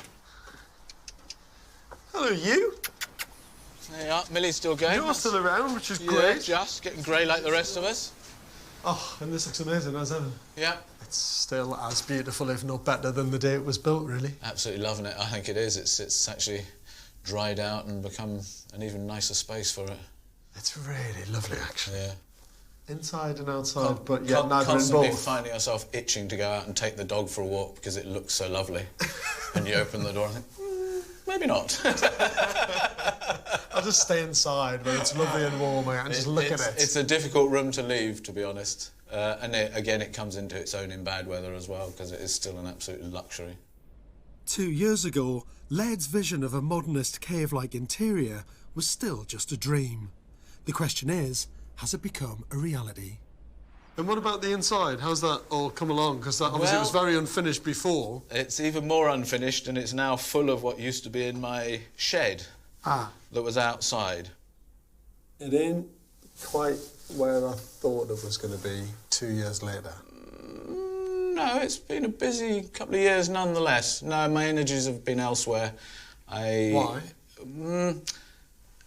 I suppose middle of year before last, I realised I didn't have enough funds to finish it. Which, I don't know, also the energy. It was going to take 9 days a week to earn the money and do the build myself. It just didn't work out. It didn't add up. So Laird is still living in his caravan on the land next door, which he was forced to buy for £10,000, a tenth of his budget for the whole build. I can't help feeling a little bit guilty that I also played a part in his financial woes by encouraging him to go for that expensive high-spec glass. In hindsight, though, do you have any regrets about building the glass extension at the standard and the quality you did? Because it sucked up so much money that you haven't been able to use to finish the rest of the job off. Not at all. Not actually. at all? Not at all, no. I think it's made the building, actually. I don't think there's anything else available that would have done it. What did I have? I had 115,000, I think. Well, if you think what I sunk into the glass bit and the bit that it's sitting on, the sums don't really add up for the rest of it. And I think if I'd sunk the money that I'd saved for a lesser construction, would not have cut the mustard in the rest of the building to make the difference that this element of the build has. The many things that I think is brilliant about you is that there's no compromise. You absolutely wanted to be the best quality. And actually, if you'd compromised on this and then maybe even finished the inside but compromised on that, you would have just been disappointed by the entire project, I think. It seems that time and passion are not enough to see this project through. In the end, it's all come down to money. But there is a way that this restoration can be finished. I'm possibly looking at a scenario of some friends actually, I wouldn't say bailing me out, but benevolently enough prepared to help me out financially with a preemptive arrangement to buy it if they like the end result. You're going to sell it? And that's the potential line at the moment. Matter of necessity, but it's actually quite a good result. How do you feel about parting with this, if you have to? I don't actually have a problem with that. I think the doing, again, is what I'm really enjoying. I mean, the biggest treat for me is actually being able to finish it for somebody and finish it myself. I might have to change it a wee bit, but basically it's me that gets to sort it and do it, which is kind of appropriate and kind of fun for me as well. Laird's potential investor is Nick Loaning, who owns a nearby yoga retreat. The two share a love of the outdoors and have a similar organic approach to architecture. Laird's already done some work here, designing and building a sauna that was inspired by the ice house. This is our sauna. It started as a kind of a dip underground. Yeah. And we decided to put a sauna there, and then Laird had the idea of putting this roof over and turfing it and making it part of the landscape. And it's worked really well, and, well, it's a very cosy, warm sauna. I can see now, with all these beautiful little follies in the landscape, why you would make the perfect custodian of the ice house. Yeah, well, we feel like we've got a lot, in common with Laird, and we do love his style of building, and he's such a craftsman. So at this moment where Laird needs a bit of help to move the project on, we felt that we could help him with financial matters and other support. Yeah. And then at the end of it, if it's beautifully done, which I'm sure it will be, then we might even buy it, or at least we'll help him finish it for sure, because it's such a great building. Great step by you, so thank you very much. Thanks for helping him. He needed it. Yeah, well, we all need help sometimes.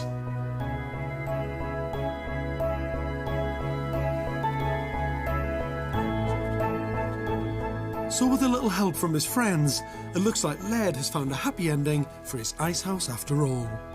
And seeing him here with Bettina in his element, it all makes perfect sense. When Laird first told me that the building's not finished, and worse still that he might have to sell it, I was pretty devastated. But actually, it's all right. Laird gets what he wants. He gets to finish this building. The building gets the money that it needs to be saved for generations to come, and another family gets to live in it. And you can pretty well guarantee that when Laird takes on his next project, it'll be just as beautiful as this one. Restoration journeys can often be more complicated and take longer than expected. These challenges are epitomised in two very ancient and historical military towers. Both buildings desperately needed saving, and their new owners, ex-squaddy Barry Taylor and artist and actress Sarah McCombie, took on this enormous challenge. Now I've come back to see if they've managed to realise the homes of their dreams. The first of the towers is in East Renfrewshire, near Glasgow in Scotland. Caldwell Tower probably dates back to the 15th century and is today listed in Scotland as a Category B listed building of architectural and historic interest. Once part of a larger complex, it's a much-loved landscape feature and a symbol for the local community. Barry Taylor and his partner Fiona Smith bought Caldwell in 2005 for £100,000. Although they live 500 miles away in Essex, they dream of turning it into a unique Scottish getaway. I first met Barry 4 years ago, 3 years after he'd originally bought the tower. You know, if we don't do anything with it, it's just going to crumble. The water's going to come into the building, it's just going to fall to rack and ruin. In 2008, Barry's attempts to restore the building came to naught. He's already spent £20,000 on architectural drawings. 3 planning rejections later, Barry's no further forward. Where I can, I'm going to help and advise him on his restoration journey. Morning. Morning. Hi Barry, how are you? Grand to see you. Nice to meet you. You well? No problem. Bit cold today, but You've got yourself one hell of a building here, Barry. How did you come across it? Looking at the buildings at risk register for Scotland, so... So what makes you want to take on something like this historic? My own personal interest in history, particularly Scottish history, but also I've got Scottish ancestors as well. So it's really like coming back home, as it were. Well, let's go in and have a look. Absolutely.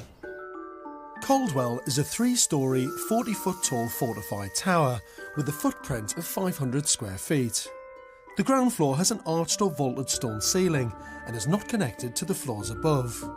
But in the early 18th century, the tower was renovated and stone stairs added inside to attach the first and second floors. The only access to the first floor remains an external staircase. Wow. Oh, Barry, it's great, isn't it? Yeah. What a cracking space. Yeah. All the stonework, all the vaulted ceilings, original. So this is the very top of the building, Barry? Yeah, this is the upper vault, which we'll probably make as a viewing room. And hopefully I can make some sort of staircase going through to the actual window in the roof, because you can actually walk around the battlements on the top. So what's it going to look like? What are your plans? Oh, my plans? Well, it's nothing elaborate or exotic, but our plans are very much around having an oak frame building that is comparable and compatible with the tower. That looks a bit traditional pitched roof, timber clad. This is the latest plan Barry has drawn up for Caldwell Tower. It's an oak and glass mock medieval style extension with a tiled roof. Sadly, it seems more of a pastiche add-on rather than a sympathetic restoration design. I can't imagine the conservation and planning authorities responding well to this at all, but Barry has a surprise for me. You know, we've been told by the various people is we're on the right track, they like the idea, and we're running with it. And but you haven't got planning permission yet? Not at the moment. I think when it comes to the design, Barry is thinking of the building as like an object. You know, you've got the tower as the stone object, you've got the extension as the timber object. But he's not really thinking about how that object relates to the landscape around him and what context is there. I mean, for me, this building's about location more than anything else. As Barry wrangles with the latest set of drawings, I want to discover the history of this building. Caldwell Tower might appear to be just a beautiful folly high up in the landscape on the edge of a village, but actually it was originally part of a mansion house built around the 13th century by the Norman knight Robert de Clarke.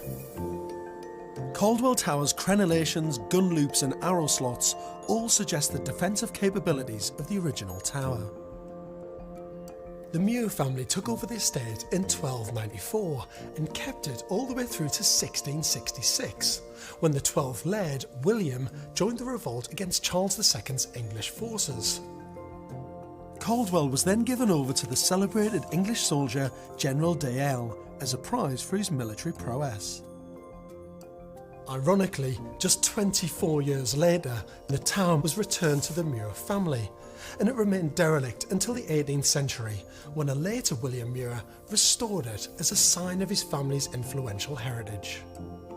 The tower has lay untouched for years and is now on the Buildings at Risk register.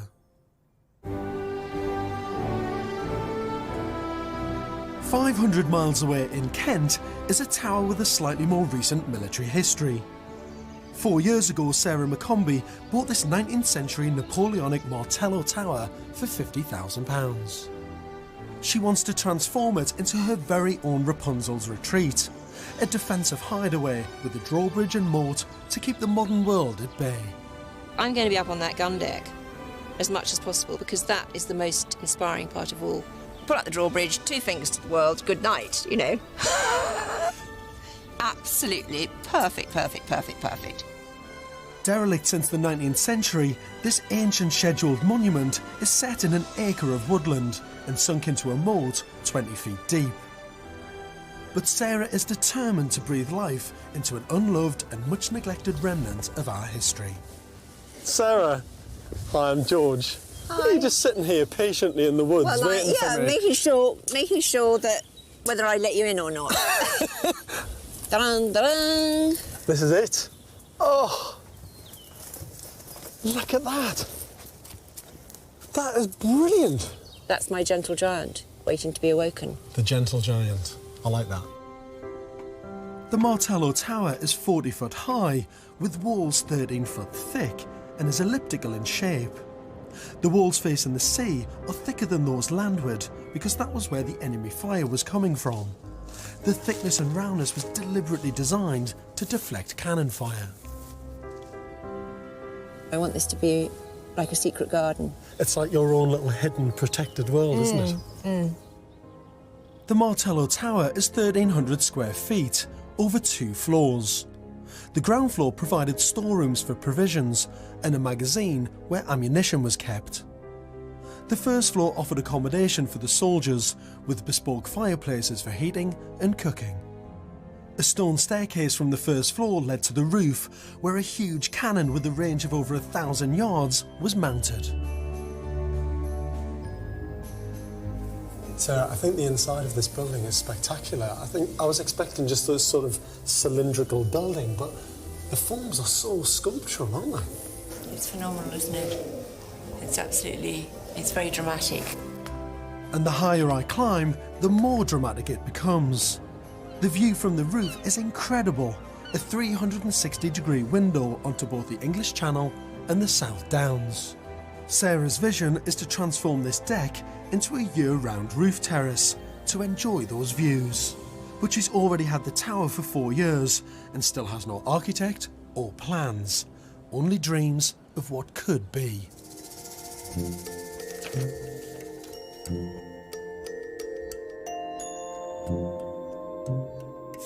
103 Martello Towers were built along the south and east coast of England between 1805 and 1812.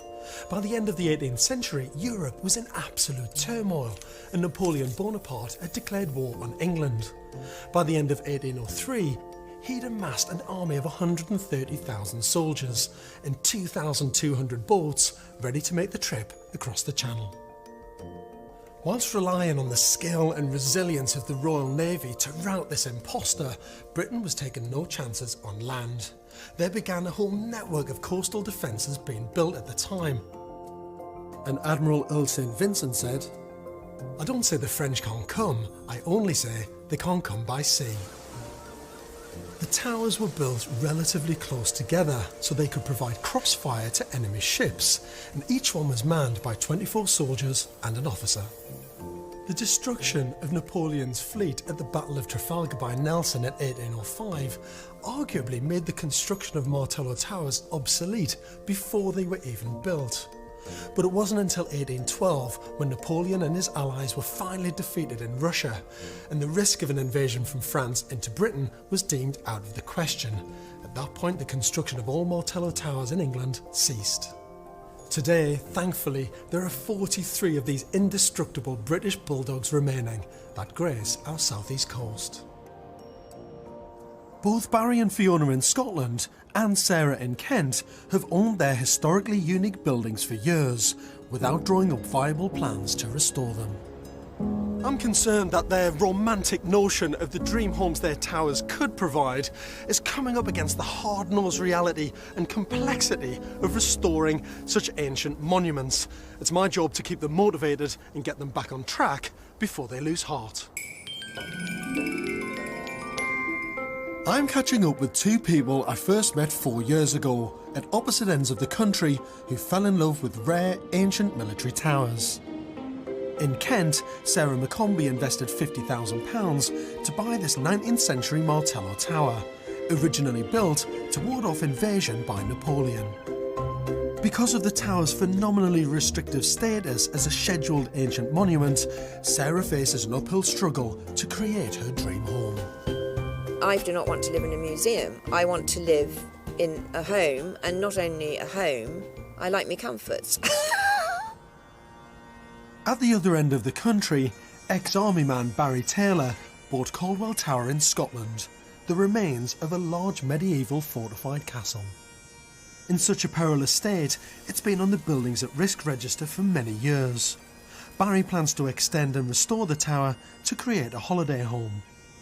But 3 years and 3 rejected planning applications later, Barry's realising what a hard task he set himself. You can very easily get peeved off with the whole situation, particularly as we've been doing it for years and years. And at the end of the day, if I don't tick the boxes, then I can't move in, simple as that. But Barry isn't the first person to attempt the restoration. John, hi. How are you? Nice to see you. I'm meeting John Buchanan Smith, who previously owned Caldwell Tower. Well, our hope was to get planning permission to turn it into a livable modern home. So our proposal was a turnpike stair, a bathroom in the attic space, so absolutely minimal intervention as we thought. Yeah. It was too sympathetic, it looked as though it maybe fit and would confuse generations in the future. So this very sensitive restoration project was thrown out by the planners? It was. And what were they asking for? We return the original tenemental stair and reconsider. So we take the idea of glass and steel. Yeah, we have half the floor area now. So distinctly different. This was deemed to be totally inappropriate, using glass and steel on a building that would never have had it. Our final proposal was to retain the stair and have nothing but an external downstairs kitchen with glass and wood. Yeah. And what did the planners think of this? At that point, we started to wonder if we were ever going to get permission. So. But you walked away? We walked away from it. I mean, what would you say to someone like Barry who's now taken this building on? Good luck. Absolutely good luck. These guys put 3 schemes in, and for 3 years battled to get something through planning and had to give up. I mean, this is just the start of the journey for Barry, and I don't think he's got any idea about what he's taken on.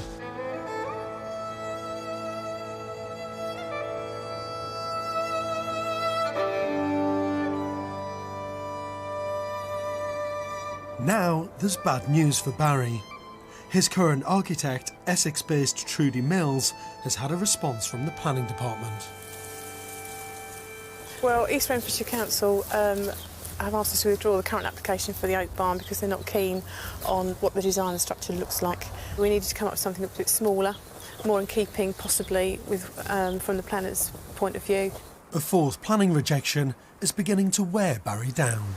We can't expect to maintain a structure like this with no function. Every season you come, you render it, you repair the roof. It's a battle, isn't it, really? You think about it, if nobody's living in it, it's not functional, it's just going to go to wreck and ruin. It's going to become derelict. Ultimately, if we can't push things forward with the council, I'm not going to sit here and just look after this building for the next 20, 30 years. I will be selling the building on, probably. Barry's challenge is a formidable one. He faces the responsibility of being a custodian of such a unique tower, yet at the same time trying desperately to drag it into the 21st century. To get to the root of how Barry can successfully approach the restoration of an irreplaceable building like Caldwell Tower, I'm visiting Ranald McInnes at Historic Scotland, the organisation responsible for safeguarding the country's building heritage. So, Ranald, I need your help to kind of, I suppose, demystify the planning process a little bit when it comes to historic buildings. I'm saying something which is so unusual, like Caldwell Tower, that type of building, if you like, the kind of relic or the ruin. What information would you expect from someone putting that sort of application in? You would say, get the right professionals involved. Someone with conservation experience. Really, a conservation architect is your best bet.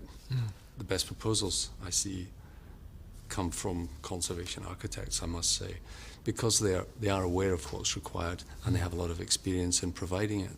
Get all the documentation you can, all the research about the building that you can amass, and then think about how you can inhabit the building. Yeah.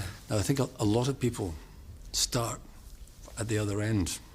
I want this. I have a dream house, if you like, and we're very sympathetic to that. Yeah. But the risk is that you then impose your dream on something that can't really take it. I see. Yeah. So start with the place, the thing itself, and see how you can fit in with it, rather than how it can fit in with your plans. Crucially, Barry hasn't ever employed local architects who have experience of restoration and conservation in Scotland. He's also fallen foul of bad builders, as I discover on the roof of the tower. Barry's already paid someone to come and do repair work to the roof last year, and they've just done such a shocking job. All the lead work up here is terrible. It hasn't been dressed in properly, it hasn't been finished properly, it hasn't been welded properly. I mean, look at that. Look, sorry, that's just a complete waste of perfectly good lead. The more I look, the worse it gets. Look at this.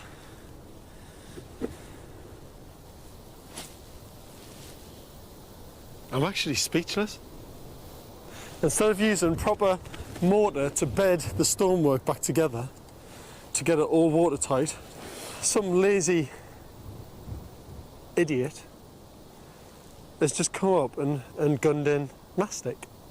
This is the sort of stuff you'd put around your bathtub in the house.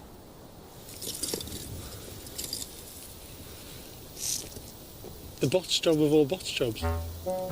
You've got to pay the right money and get the right tradesmen on site to do a proper repair job. Doing it like this is just throwing money down the drain and wrecking the building at the same time.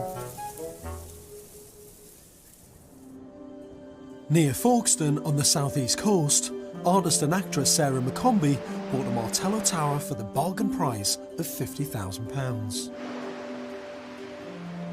Her sleeping giant has been derelict and unloved for over 130 years. If I had not bought this tower, he would just be falling into more and more rack and ruin. I have rescued this building. I've saved this building. But because Sarah hasn't submitted any plans for the restoration, she actually isn't any closer to saving the building. I don't really understand what's holding things up. It's time for a little heart-to-heart. So where are you at now? What's going on? I mean, it doesn't sound as if I've been doing very much, but I have. Honestly, darling. Why can't you get your plan in it? Yes, I could be doing that, yeah. Because this is going to take forever, isn't it? No, George, stop it. It is. No, it's not, because I'm not prepared to be moving in there on my Zimmer frame. Do you know what I'm really worried about, though?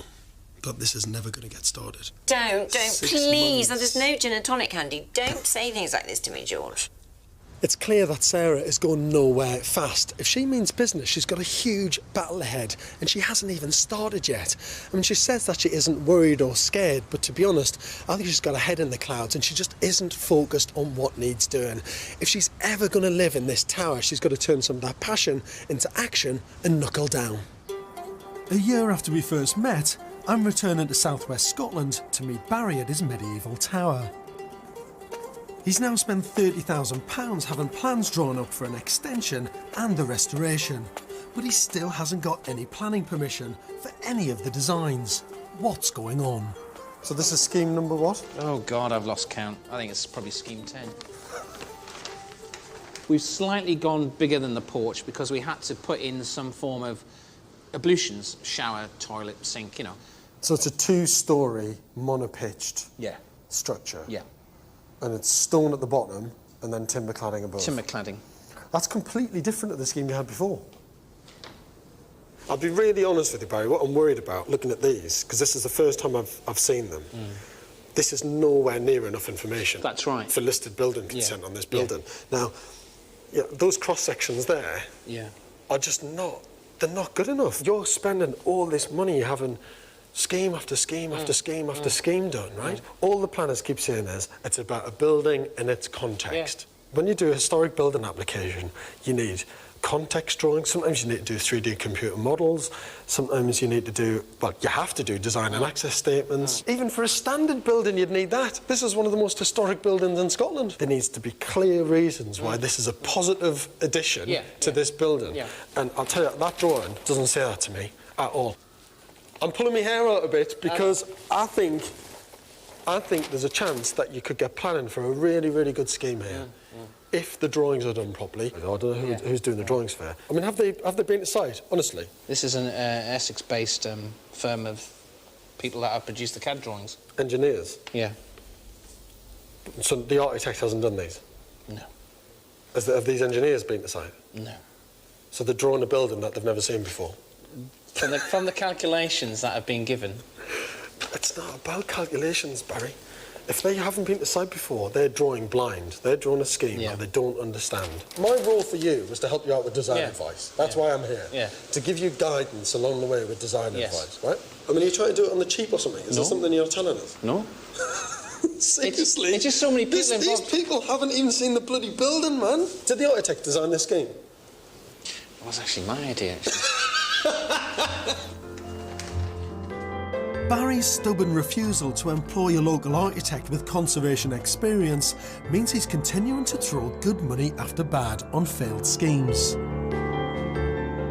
If Barry sees sense, he could achieve a striking and ingenious restoration of this ancient monument, but frankly, the odds for that are extremely long.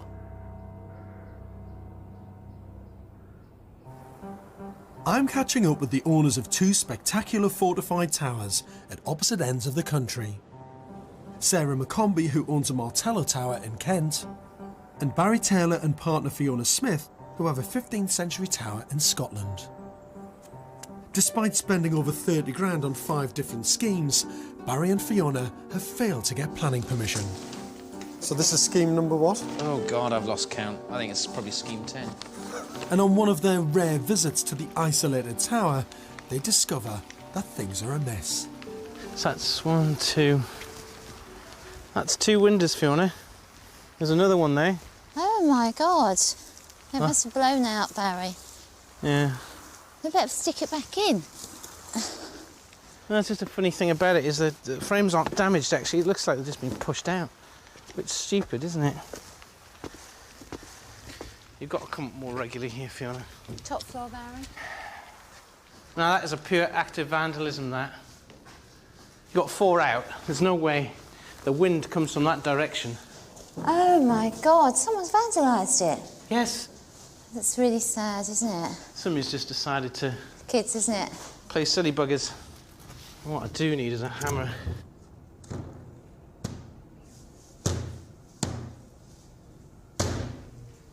It's a big disappointment, isn't it?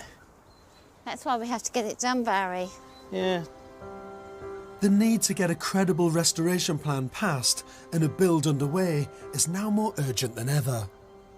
Despite the vandalism on Caldwell Tower and repeated planning refusals, I want to give Barry and Fiona hope that they can still design a magnificent home and, crucially, get the planning permission they need.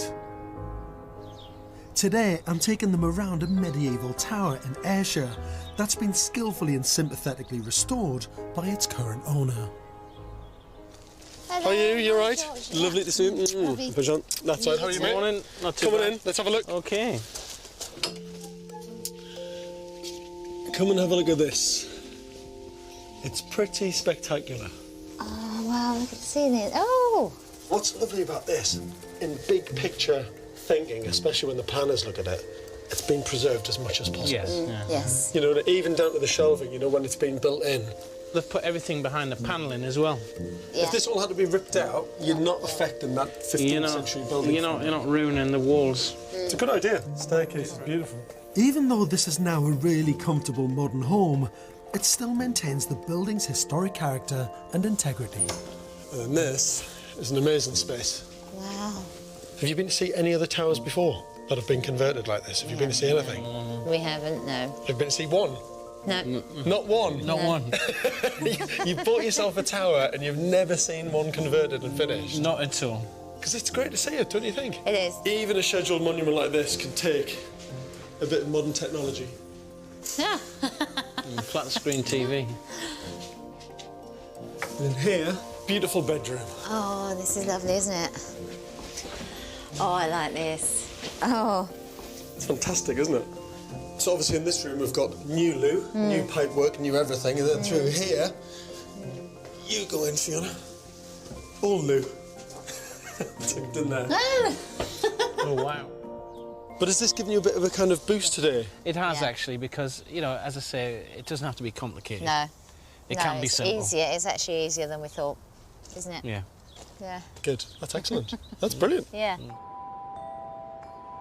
When I last saw Sarah, she seemed scared to progress the restoration of her Martello Tower near Folkestone. As both a listed building and a scheduled ancient monument, I'm not surprised. Pulling together renovation plans that all the conservation parties will agree on is a daunting task. But finally, Sarah seems to have found her courage. She's enlisted a merry band of volunteers to clear the moat and begin her dream garden. More importantly, she's been working on a restoration plan that can be presented to English Heritage. Sarah wants me to help with the design of a glass roof extension. I would like a part that's covered because I so want to be up there, you know, all round the year. We're meeting the Regional Director of English Heritage, Andy Brown. What we would like to do is some form of roof addition to provide some internal space, but some outdoor terrace as well. So what would be your initial thoughts about this type of addition on this type of building? I think that's a very skillful approach to how one might put a roof on. In the cases of the ones that haven't already got roofs, though, we have adopted the policy that we need to draw the line somewhere, and we feel that the line needs to be drawn at the ones that we've still got left. You know, you want somebody to rescue a building, but then you don't want them to be able to live in it properly. Well, no, that's not true, Sarah. There's still every hope that we can find a way of you living in the building without doing any harm. It's all about whether or not you need to have that roof on the top, whether that's going to be the deal breaker or not. Because from our point of view, we have to draw the line somewhere, and I'm sorry that it's you who's been the first in the queue of people to suffer from that. But we have to take our responsibility seriously to make sure that this very small set of Martellos that are still left for us to pass on to future generations are passed on with as small a change as possible, enough to make it livable in, but not so much as it's taken away from the essential character of these buildings. Yeah, in a perfect world, Andy, in a perfect world where, you know, and you know, I don't need an inside loo and all the rest of it, you know.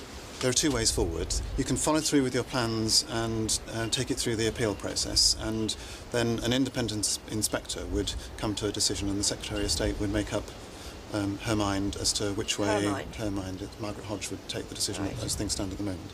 So that's one route. The other route would be to say that let's try living in the building without the rooftop addition and see how it is, and if in 10 years' time you're still determined that you want a rooftop addition, ask again, and the situation may have changed by that time. But I would say that at the end of the day, it's English Heritage that makes the decision. Well, that seems very, very clear to me, so thank you so much for coming to meet us today. It's been a pleasure, George. Appreciate it. Pleasure. Nice to meet you, sir. I think the only way that this is going to happen now is to put an application in without the roof on. Back to the drawing board, take it off, get all the information that we need, put it in, and get it approved. And then you've at least got an approval there for it to be converted to residential use. They'll have signed everything off, and then you can get on with it. And if you want to go back and appeal for the roof, you can do that later. Don't you think? Yeah.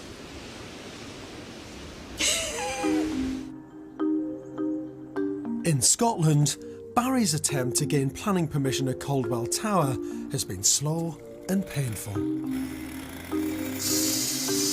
But finally, 6 long years after buying it, he's actually got planning, and the build gets underway. I've come to see what the local planning and conservation bodies in Scotland have at long last allowed him to construct. Barry! Oh, George, you how started are you? work! How are you? At last! How are you? Nice to see you. How are you? You all right? Yeah, I'm okay. It's a lovely day on the hill. Well, you must have got planning for something, because you started building work. Oh, God, yeah, absolutely. There you'll see. That gives you a better structure of what the surface looks like. See these arrow slots here? So it's a small extension? Yeah, that's all. It's very small. That's all that we could get away with, George, at the end of the day. So in effect, it looks like it's a porch. Yes. With a staircase up the side giving you access. Right, OK. But it makes it habitable, that's the main thing. I'm a bit shocked, because it's not the style I was expecting you to Well, do at all. well, you know, and I know, that when we first started on the expedition, as it were, we wanted a more lighter structure. But I'm happy to get permission. I'm happy to start the work. I'm keen to inspect the work being carried out at close quarters. It's surprising what the Scottish planning authorities have approved. One of the first things any conservation officer would say anywhere in Britain is they'd say they'd want a distinction between old and new. Yeah. So it would either be a bit of separation with a piece of glass in, yeah, or there would be a change in plane. Yeah. So as this wall came and turned the corner, that wall would be set back probably by only a nominal amount. It might just be 6 inches. Well, that's 8 the way inches. it is, George. So that there would be a distinct change in plane. Well, there isn't on this. No, but that's the measurements. They don't want any setback. No. Because that's not respecting the old, is it? No. Shall we knock it down together and start again? Well, I would. So the guys you got working on site made the arrow slits as well, yeah? Absolutely, George. Absolutely. I think you did a bloody good job, actually. From Essex? Yeah. When you start working on a stone, you have to be... you can't just get any old cowboy in. No, exactly. The narrow extension that Barry has been granted permission to build will form a new entrance hallway, a bathroom and a new staircase. So let's have a look inside. So in there, that's going to be your kitchen, yeah? Yeah, kitchen, and this will be the sort of wet room, toilet, shower, etc. Excellent. New roof. Well, nearly, once it's slated. It's good. Come on then, Barry. Get up. Go on, pull me up. I can't. Did you get up? You all right? Thanks, George. I didn't realise you were scared of height. I am, What have you bought a tower for if you're scared of height? The views are fine. If I look over the edge, it gets me a bit, you know? You all right, Barry? Yeah, I'm fine, George. It looks good, though. It looks excellent. Brand new roof, much stronger. Look. Yeah, I know. I mean, the other one wobbled all over the place. I It was know a it right did. mess. I know. But all these gaps before, when I looked at them, were just all full of gunk everywhere. But that'll be filled with the lime mortar. And if that's all done properly, it'd be fantastic. So it's good, mate. Yeah. Building work at last. You happy? Of course I'm happy. It's moved on a lot. Good. Don't rush it. I'm not going to. I will call you Just when it's done. call me when it's done. And I'll put the kettle on for you. Excellent. All right? I'll see you later. Good See luck you, with George. it. Thanks. Bye.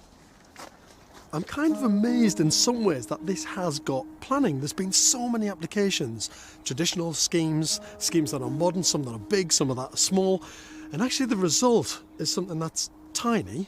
It's not really affecting the silhouette of the building, which is a good thing, but it's so traditional to the point where it's even a little architectural pastiche. But I'm really worried about the detailing on this, and I think there's a risk that Barry's going in there all guns blazing and not really thinking about how this new piece of architecture is going to blend in beautifully with the old. It's 2 years since I last saw Sarah McCombie, the owner of this fabulous 19th century Martello Tower. Now I've returned to discover how things have progressed. Today, Sarah and I are again meeting Andy Brown from English Heritage. Although she hasn't drawn up any new plans, she wants another opportunity to present her case. Sarah's adamant that her proposed rooftop extension would cover only half the gun deck and could easily be removed at a later date if necessary to maintain the integrity of the building. Whilst we'd be delighted for Sarah to convert the rest of the building, to find a new use for it, to make sure that it's maintained and kept for other people to enjoy in the future, it would be really good if it didn't need to have a rooftop extension. Sarah's dream is to have an additional glass room on the roof that opens onto an outside terrace. I'm not talking about something like that down there, completely covered. Yeah. I'm just talking about the back part. If you take away the ability to understand them as a little fort which used to have a gun on top, then you haven't got a Martello Tower left. You've got what looks remarkably like an upturned flower pot. What, you mean, so that looks like an upturned flower pot? With a very poor roof conversion, rooftop on that, then yes, it does look like an upturned flower pot. Yeah, but that's That is not a what bad I'm one, planning. actually. That's not what I'm planning to do anyway. So just to be clear, you're happy for the building to be converted to residential, but not with a glass top extension? Absolutely. A residential conversion on the inside would be fabulous. There's lots of examples where a really successful residential conversion has happened. It's the rooftop that's the problem. So even though Sarah is proposing a temporary structure that could be removed, English Heritage's advice has not changed. When it comes to restoring buildings of national importance, unfortunately, it's not always possible to have everything you want. Sarah needs to heed their advice and rethink her plans. To prove that it's still possible to have a beautiful home without a roof extension, I've brought Sarah to visit a converted Martello tower in Suffolk. Coming in. Merci. So this is one of the largest of the Martellos. It's a very big plan. Yours is quite a bit smaller than this, actually, when you think about it. It's got a very unusual roof I was structure. just looking at that. They are so lucky to have that. The 'Cause skylight that was in the the first thing I thought of and what I would so love and what would make such a difference. Yeah. We'll come through here. Let's come to the living space. What's good here is that they've got shutters, which I do want to do. I'd already thought of that I want to do that. Yeah. But where they're really lucky here is, and therefore why they don't need the room on the top the way I do, because they have got sea views from this level. You could put a window seat here. And this is one of the bedrooms. I think it's all quite an interesting use of space, though, you know, for such an unusual shaped building. It's also got a nautical feel to it, which is nice and relevant. I like all the lighting as well, even down to the little kind of nautical lights that have been placed everywhere. Yeah. I think it's really smart. So, Sarah, this has obviously been fully converted, but without any roof room. No extension on here. And it's got some slightly different features like this. Which I haven't got, which I won't be allowed. But what this has got, which yours has got as well, obviously, is a great view. It's beautiful. So you can still have a lovely tower without a roof extension. Oh, George. Well, it's either that or nothing. No, it's not nothing, but, you know, however wonderful it is inside, it doesn't take away from that. For me to have the kind of life I want to have my wonderful views all the year round. The only place I've got those views is on the gun deck. It's a battle you're not going to win.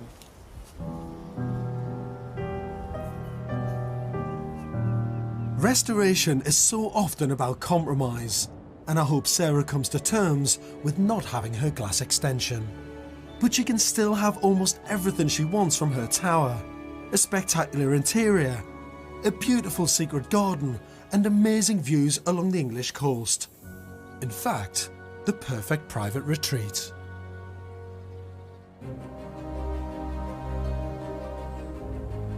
As for Barry, a staggering 6 years after buying Caldwell Tower, he's finally achieved planning permission to turn it into a Scottish hideaway. The small extension has gone up quickly, and Barry and his partner Fiona Smith have travelled up from their home in Essex to take a look. I love it.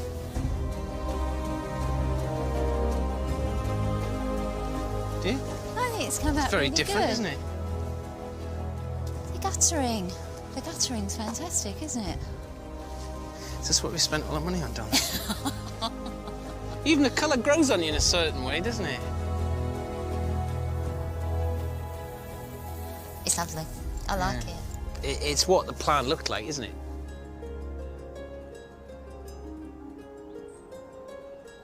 So it's 6 years since Barry bought Caldwell Tower, it's 5 months since he started the build, and I've been told that it's completely finished.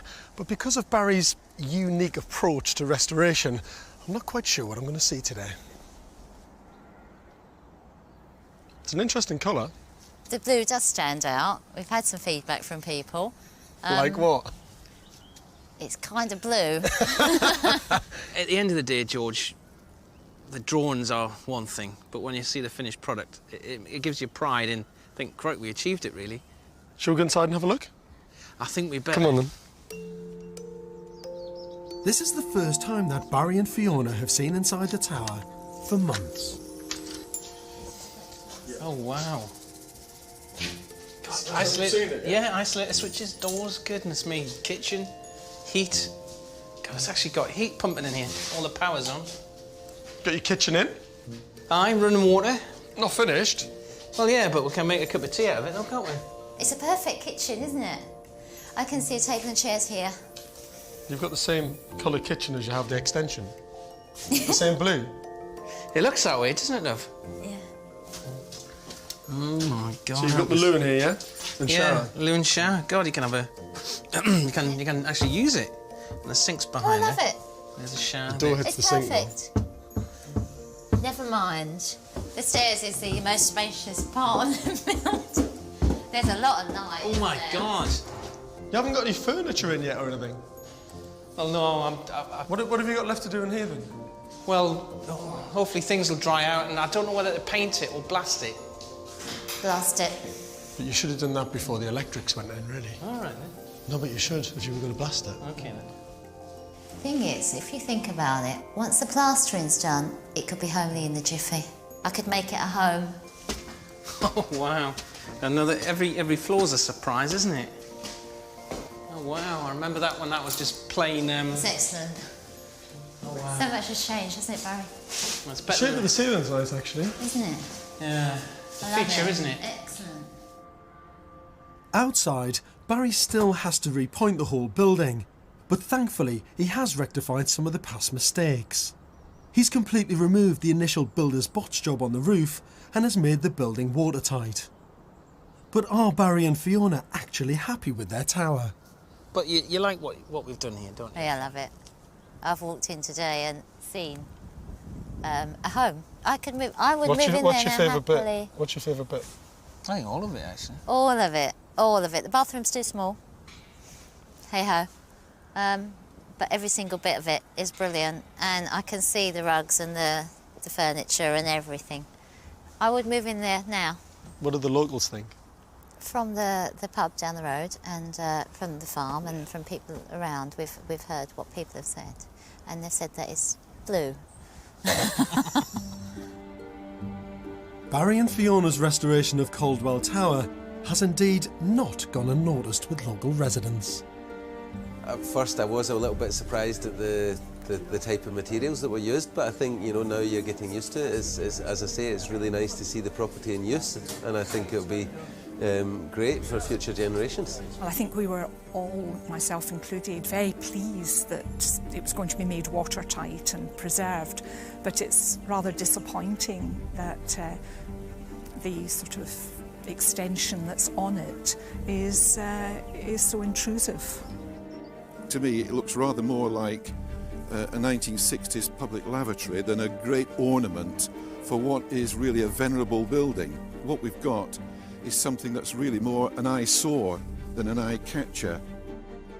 Someone who's keen to see the restoration is John Buchanan Smith, the previous owner of the tower.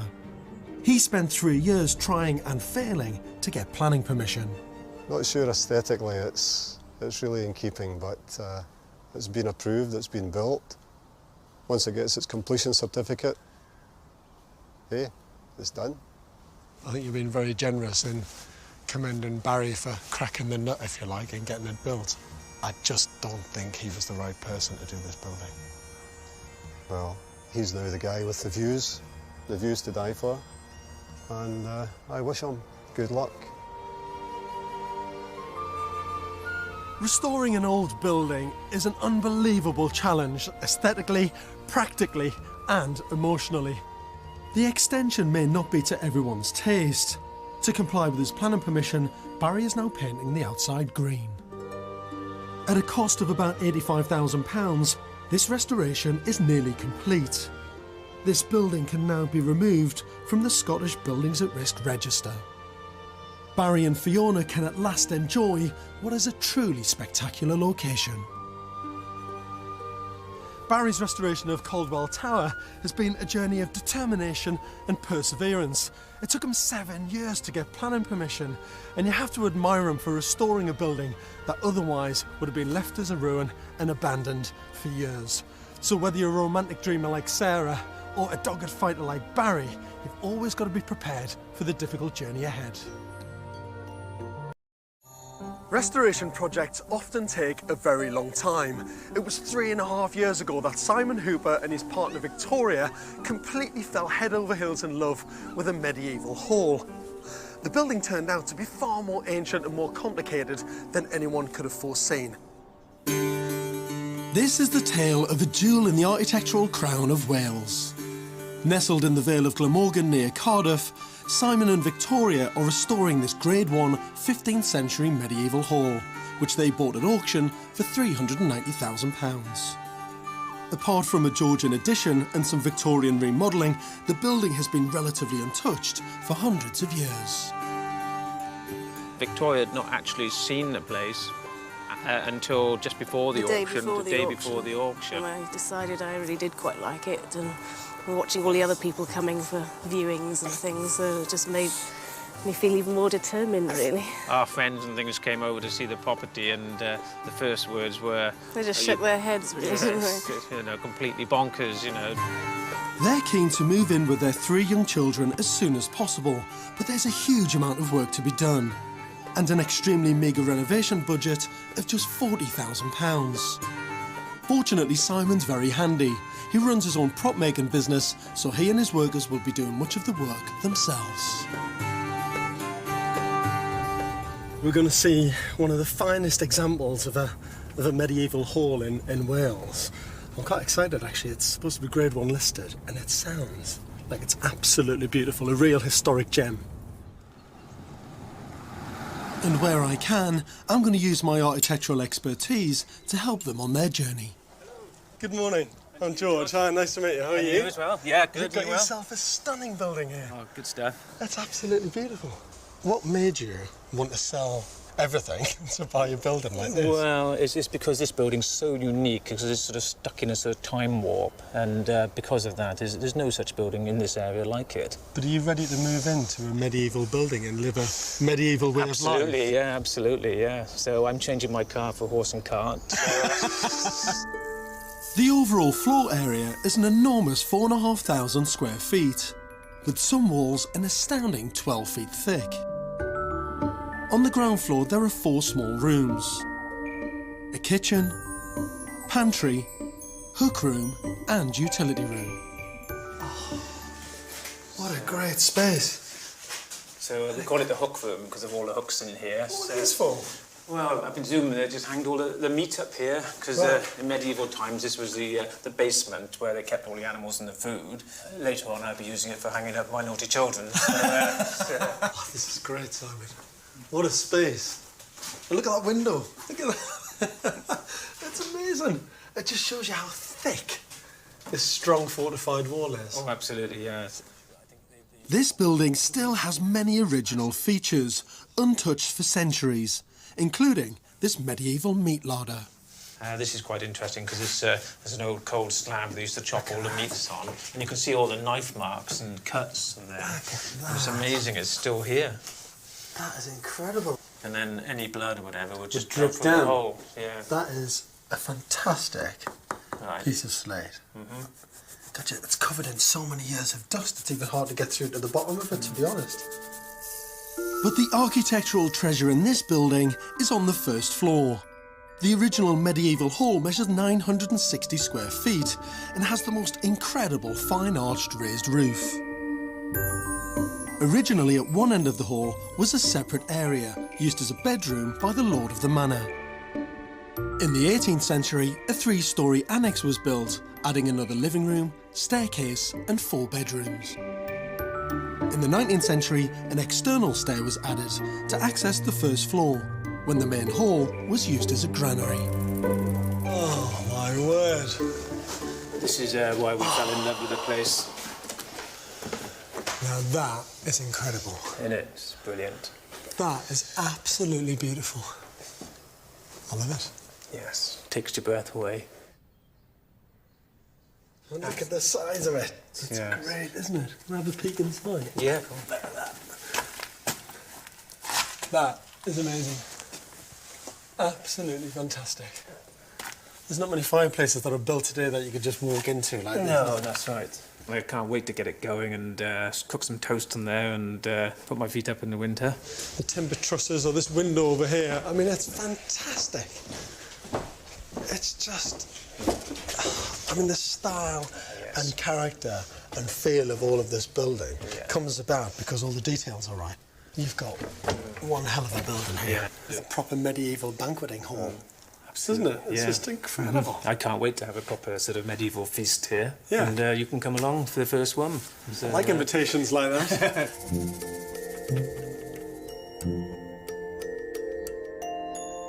As an architect, what I love about restoration is piecing together a building's history, and I'm sure there's more to Simon and Victoria's future home than meets the eye.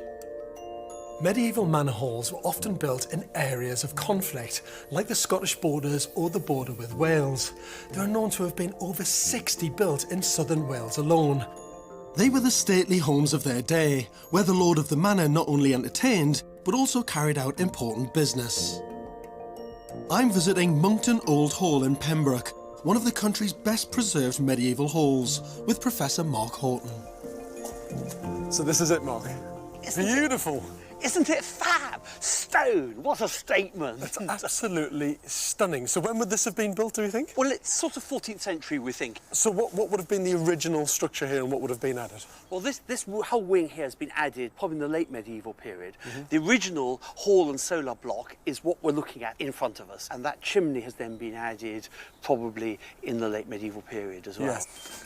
So this is the main entrance. Excellent. If you look Wonderful. up, you can see it's a kind of fake castle. Oh, no, it's lovely, actually. But it's not really a castle, it's a domestic building. Yeah, great. What have we got in here? Just the most extraordinary space. That's The beautiful, groin isn't it? vault is the undercroft, where they would have kept everything. You could imagine the barrels around the walls. Isn't it quite unusual that you've got a kind of storage room and you're bringing people through the main entrance into the storage area? Yes, but I think actually your guests will say, gosh, aren't you rich? You've got all this Madeira and Burgundy and claret and hunks of venison and so forth. Very functional, but still a beautiful space. And in the Middle Ages, you lived very well. Absolutely. Shall we go upstairs?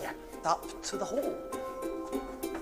The absolute key part of the building that we're going to go into, which is the hall, the social heart of the building. So this is main living space on the first floor, really, like Castle Farm?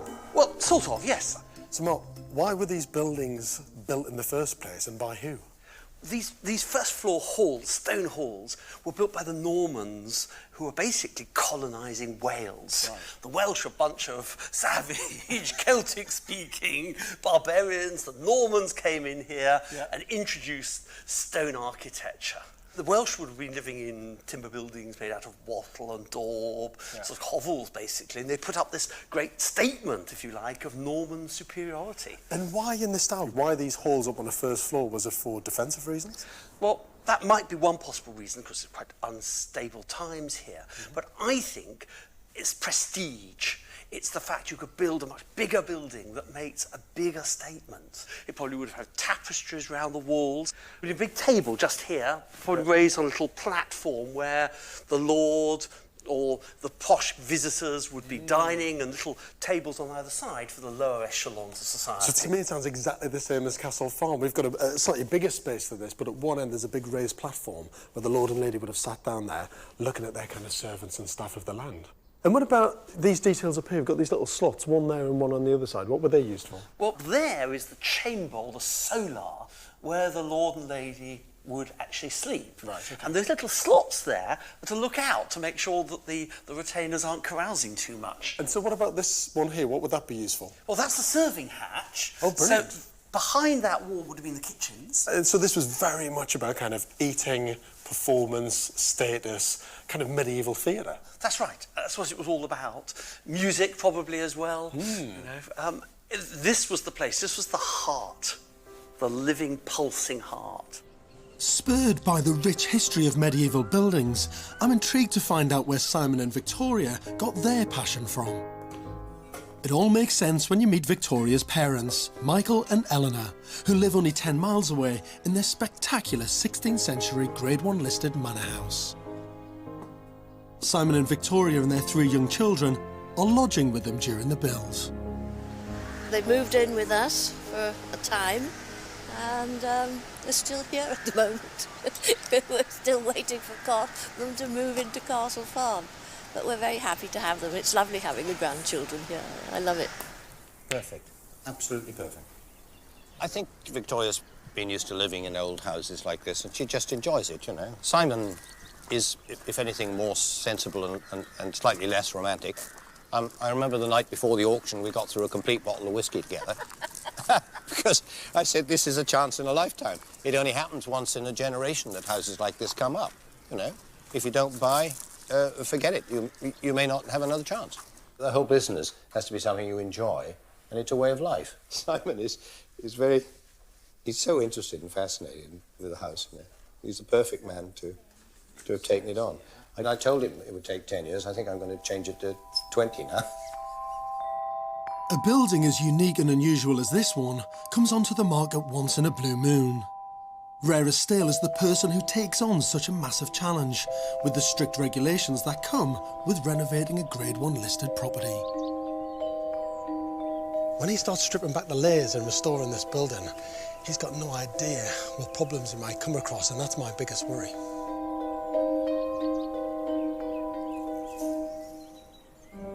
In the Vale of Glamorgan in South Wales, I've returned to visit Simon Hooper and Victoria Glassbrook Griffiths, who in 2007 fell head over heels in love with a medieval hall.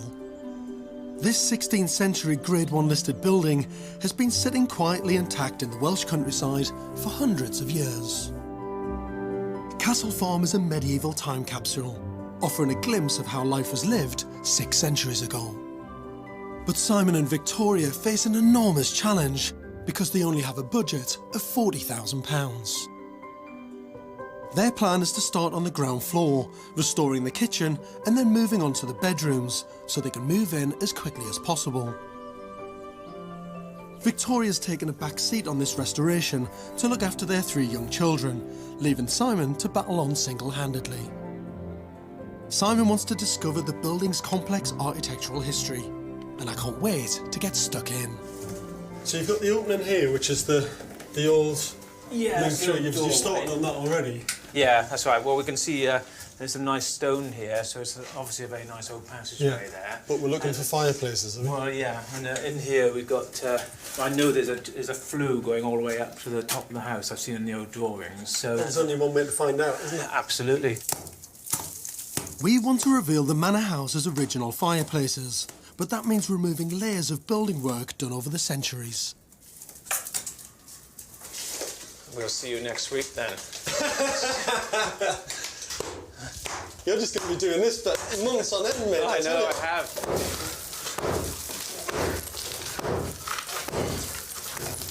God, look at that. Well, you've discovered a possibly medieval fireplace there. That is bloody brilliant, isn't it? Mm. For that to be hidden away, like that, and then you just uncover something, it's quite special, isn't it? It's absolutely brilliant. I mean, to see such a fantastic building like this and work on it and basically start breaking through holes in walls where you're hoping something's going to be there, but you just don't know. I mean, if I'm being honest, we're not even quite sure exactly what we've found, and that's why I think we need a real expert historian to come in and really analyse the age of the stone and the type of the stone to let us know what we've discovered today. Our discoveries suggest that parts of this medieval manor may even be older than the 15th century. Welsh historical expert Richard Suggett is visiting Castle Farm in the hope that he can shed some light on this building's incredible history. So when would there have first been a settlement here? What year do you think? Well, settlement begins right at the end of the 11th century, but really gets into gear in the 12th and 13th century. Richard's particularly interested in the thick outer walls. These could indicate that chunks of this building were once part of a completely different and heavily fortified structure. So it's this corner here, is it, Richard? Yeah, this is the northwest corner of the castle house. It's an extraordinarily thick wall. Yeah. Over 2 metres. It's amazing, really, and I love the way it sort of slopes down as if it's like a very fortified stronghold, isn't it? That's right, and that's a very good indication that the wall actually came this way. Right. Oh, so it grew out further in this direction? Came out further in this direction and was in fact the outer defensive wall for this part of the castle on the slope down to the river, which forms a natural moat. Of course. Of course. And what age would this have been built? What year do you think, roughly? I think the house is essentially 15th century, right, and the walls date back to a period before that. 12th, 13th? Yeah. 12th, 13th? Right. Yeah, yes, it could be, yes. This is intriguing news. Simon and Victoria's medieval hall seems to be formed from parts of a much older building. To find out just how big this fortified structure was, we need greater scientific investigation. Well, in this miserable, wet Welsh weather today, we've got a team of archaeologists who are a geophysics team. They're mapping the land around the old farmhouse. I think the whole story about this building is its history. And if we find out where people would have entered and how fortified it was, we would have understood just why this building's been constructed the way it has. The geophysicists mark out a detailed area in the field surrounding Castle Farm, and Mark Belcher begins carefully surveying the land. It measures the resistance between 2 points. Right. And if you could imagine being able to push the electricity, the current through the ground with your hand, if it comes up against something like a wall, stonework, that type of thing, the software package recognises that fact. So it's all about the electrical current being resisted in some way by historic remains underneath, and that picks that up. That's right. With any luck, they might find the Outrehan treasure. A hidden chest of gold in there somewhere. Exactly. Pay for the build. Yes, yeah, it probably will, actually. Back in the banqueting hall, the survey is beginning to piece together the complicated archaeological jigsaw of this property. If you've got the house there, this corner would be the corner of the building, so to have a wall coming off there. Yeah, and it looks like that runs on to another, looks like another building, to be quite honest with you. Yeah, it would be. Nice rectilinear. Yeah. And another linear running across here. So it looks like it's a totally enclosed, it could be a courtyard. This is great. This is brilliant, actually. Yeah. The geophysics results show the original footprint of a much larger building, probably a castle complex, which is how Castle Farm may have got its name. Buried stone foundations show there are walls following the course of the riverbank, which continued way beyond the current house, which indicates a defensive building. It also shows the remains of other stone structures within the walls, and a round building which could have been used as an animal pen. This discovery is of major importance to our understanding of the medieval hall. The survey shows the remains of a huge castle with fortified defensive walls and a structure of over 5,000 square feet. Our geophysicist Mark has also found eroded earthworks in a deep ditch.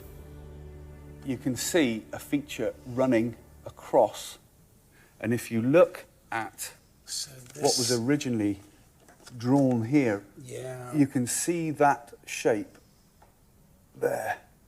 From outside the building, just out there next to the river, there could be a ditch going out, round. Past where the barbed wire is now. The man-made ditch could suggest a raised fort or motte. It all fits with the research that historian Richard Suggett has unearthed. This is from our inventory volume, and that actually shows a ditch, a V-shaped rock-cut ditch. It certainly fits in with what we know the Normans were building in Glamorgan in the 1090s. Yeah, it's a very good day's work.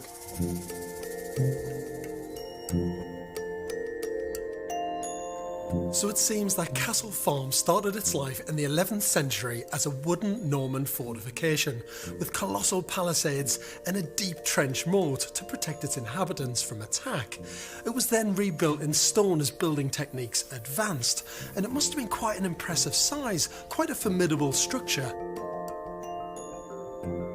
To find out more about the architectural evolution of Castle Farm, I'm going to Cardiff Castle, a building at the very heart of Welsh history.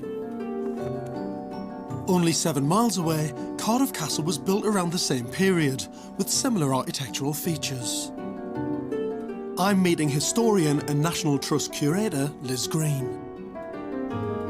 So Liz, I've discovered that at Castle Farm, our project, there would have been an original timber structure there, a timber fort. Yep. Would it have been similar at Cardiff Castle? Probably yes, because we've got the motte which we're looking at here, this great big earth mound, which is the principal fortification. At least you've got a bit of an advantage if you're up on a hill. Yeah. And then we've got the moat around it, which has still got water in. Originally a Roman site, the castle was built by the Normans as part of a network of fortifications to suppress the Welsh. This is something special, isn't it? Thoroughly, perfectly fortified structure, isn't it? What was kind of happening politically, if you like, in Wales at that point? Famous castles around the periphery of Wales, built, of course, by Edward I, the Ring of Iron. And these were put in place to subdue the Welsh to an extent and to enforce a rule and structure, an English kind of social structure. So what happened? What changed? This character, Owain Glyndŵr, he was a very well-to-do Welshman. He I suppose, orchestrated the start of the rebellion in September 1400. A rebellion against the English. It was against the English. During the Welsh rebellion of the 15th century, Owen Glyndŵr destroyed many castles along the Ring of Iron. So is there a chance that at Castle Farm we obviously had our original castle on that site? Would that have been destroyed at the same time by him? I think it's highly likely, yes, because that's situated as we are now in Glamorgan, in that south part of Wales, which was very English, had really been since the Norman Conquest. So it's a sort of big, powerful representation of English strength, and Owain and his followers were essentially trying to reclaim as much of Wales for their own and to live in the way that the Welsh historically had lived. And have we got a similar sort of medieval hall here to what we've got at Castle Farm? Should we go and have a look? Yes, let's have a look. Wow, Liz, this is amazing. What a fantastic space. It's pretty stunning, isn't it? It's, I suppose, a Victorian representation of what a medieval hall would have looked like. But if you strip back just a little bit of the bling, this is, I suppose, a slightly bigger version of what the hall at Castle Farm might have been like. You've got the fireplace here on the right-hand side, practically in the same position as it is at Castle Farm, and the fantastic big kind of vaulted ceiling. But it's a wonderful space that reflects, if you like, our mini version of Castle Farm. It is. The formula is exactly the same. It's a long room for entertaining and doing business and showing off a little bit, but underneath this fantastic vaulted ceiling, the structure is very similar. When you look at the roof, the trusses in Castle Farm Hall, you've got they're called hand beams, and that is the shape, the profile of the roof. Very, very similar. And this axial fireplace. Actually, the fireplace at Castle Farm is practically as fancy as this one. Very similar in style. So it's amazing the closeness, if you like, between what is essentially a fancy farmhouse at Castle Farm and an incredibly important castle. It's quite a big transition architecturally, isn't it? Because as a nation, you're kind of saying beforehand, this is about robust, strong, fortified buildings, and we're going to go from a castle form of architecture to a more domestic form of architecture. 6 weeks later, I'm back to see how Simon is getting on with his restoration of such an ancient building. So Simon, what's been happening? Well, since you last come, not too much, but we've been busy sort of trying to get onto the site. So we've got a caravan coming in the next couple of days, so we're gradually getting that sorted. And we've been doing some work upstairs. I've been doing quite a lot of work on the historical sort of reference and survey, but we've been so busy at work, I've not really had much time here. You know, it's difficult when you're travelling back and forth from another location. It's very hard to sort of you know, project manager or whatever. We just got to keep plodding at it and just see how it goes. But I don't mind if it takes me 10 years. It doesn't matter, you know. I think it might at this rate. Oh yeah, well I know that. I know that. So, but I am, you know, that's fine for me. I think Simon's a lovely guy, right? And I love the fact that he's bought this building because he saved it. He really has saved it, and he loves the history. He loves all the qualities that it's got. But it's kind of ground to a halt, to be honest. I mean, since I helped him strip back that room, I thought it would be about another half day's work to finish that off. And that's all he's done. That is literally all he's done. I'm really worried because it's kind of as if he's bought this as a bit of a hobby. Nothing's happening. It's just going too slow. And most historic buildings take a long time. But at the minute, this is going to take a lifetime. Simon Hooper and Victoria Glassbrook Griffiths bought this unique medieval hall in 2007. They have a tiny budget of just £40,000 for the restoration, a fraction of what they need. To save money, Simon is attempting to do the majority of the work himself, while juggling his own prop-making business, along with the demands of a boisterous young family. In the year since I met him, Simon has only managed to clear the property and start the restoration on one room. Simon, Victoria and the kids have moved into a caravan to spend more time on site. We were hoping that we'd get the house done, and that seemed to be taking a little bit longer, so we thought, well, a caravan on site is quite good for the boys when they're working and things, so cups of tea and just somewhere to sort of get out of the dust and things. Today, Simon's replacing a large oak beam in the kitchen, which is so heavy it needs half the Welsh rugby team to install it. Fortunately, he runs a small business, so he can use his own workforce, although they don't all share his passion for historic buildings.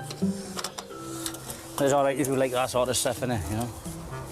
I'm not, myself, a modern person, I am. It's a proper piece of structural oak, and we've got this chamfer, which is the same as this beam here. This is the actual O-beam that came out, so we've replicated it here, the angle, and there's a chamfer to the front as well, which you'll see later on. It will fit like a glove, hopefully. Need to go water you then. Yeah, go on. Is there an acro in the way? No. No. We got room? All right. That's as far as it's going to go. You need to cut the stone out more. Yeah, we didn't want to touch the stone, you see. I think we've got to take it out.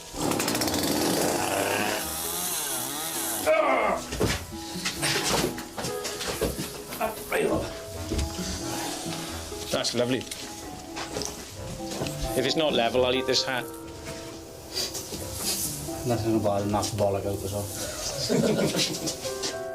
well. Castle Farm is Grade 1 listed, which means it's regarded as of outstanding national importance. Some jobs can only be done by a specialist who is able to faithfully reproduce the original medieval construction. So stonemason Alan Teagle is carefully replacing the stonework to the kitchen chimney. Well, the idea is to try and put them back where they came from, if we can, and hopefully we'll be able to get the stones back in their original positions. So it's trying to be as honest as we can. Grade 1 listing also means that Simon cannot demolish, extend or alter the house in any way without special permission from the local planning authority and conservation bodies. Any move he makes is carefully scrutinised. Today, John Edwards, the conservation consultant, has come to inspect. So how's it going? Very well at the moment, thank you. Good, yeah, good. We're sorting a few stones, and hopefully by the end of the day we should be ready to start building. Right, and putting more back in the same place. Hopefully. Yeah, good, Yeah, good. That's the good. plan. We should have numbered them first, shouldn't we? Well, I should have numbered them, so... but it is quite a sort of a mix of stone anyway. There wasn't any sort of definite sort of lintel or pattern involved. So We've got a good photographic record anyway, so that will give us a good idea. Yeah. Well, that's a nice piece of oak. Simon is somebody who wants to do everything properly. He doesn't want to take shortcuts. He wants to do what's right by the building. People who own Grade 1 listed buildings are guardians of our heritage. You know, we put a lot of faith in these people. Owning and restoring such a rare listed building is a huge responsibility and can often be a lonely and complex task. To give Simon a boost, I'm taking him and Victoria to a nearby Grade 1 listed medieval manor house, Plas Clanmahangle, in the Vale of Glamorgan, which I hope will offer inspiration and whet their appetite for the task ahead. Up this beautiful staircase, quite like it actually, it's very grand. Nicely warm. And then into what I think is the best part of the building, the first floor hall. Good gracious. It's lovely, isn't it? Wow. Absolutely beautiful. The plasterwork there. Well, the plasterwork is actually one of the most special pieces of this building. It's really the kind of jewel in the crown, to be honest, and it really is stunning.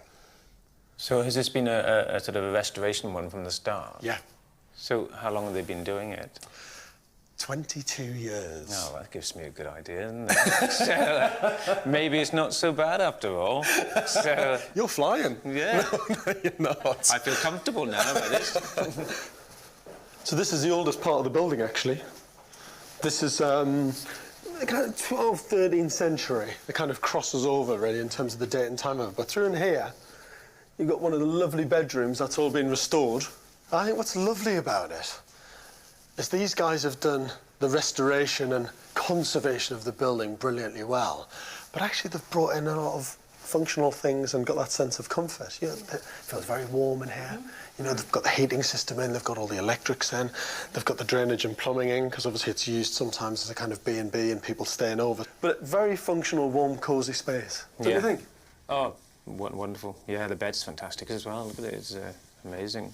An absolutely perfect job of it. Absolutely, they got it right. And the building is totally inspirational, without a doubt, isn't it? Yeah. Absolutely. Well, hopefully one day yours will look as good, if not better than this. Fingers crossed. Yeah, no problem. The visit seems to have done the trick. It's full steam ahead as Simon tackles the major jobs. At long last, the scaffolding is going up to enable the roof to be stripped and relaid in order to get the building watertight before the Welsh winter sets in. They've even roped in the kids to tackle the interiors. Simon's up on the roof repointing one of the chimneys. As with all restoration, it's a labour of love. It's a bastard of a stuff to get off. You can't use machine tools on the actual walls because the vibration affects it. So you have to do it by hand.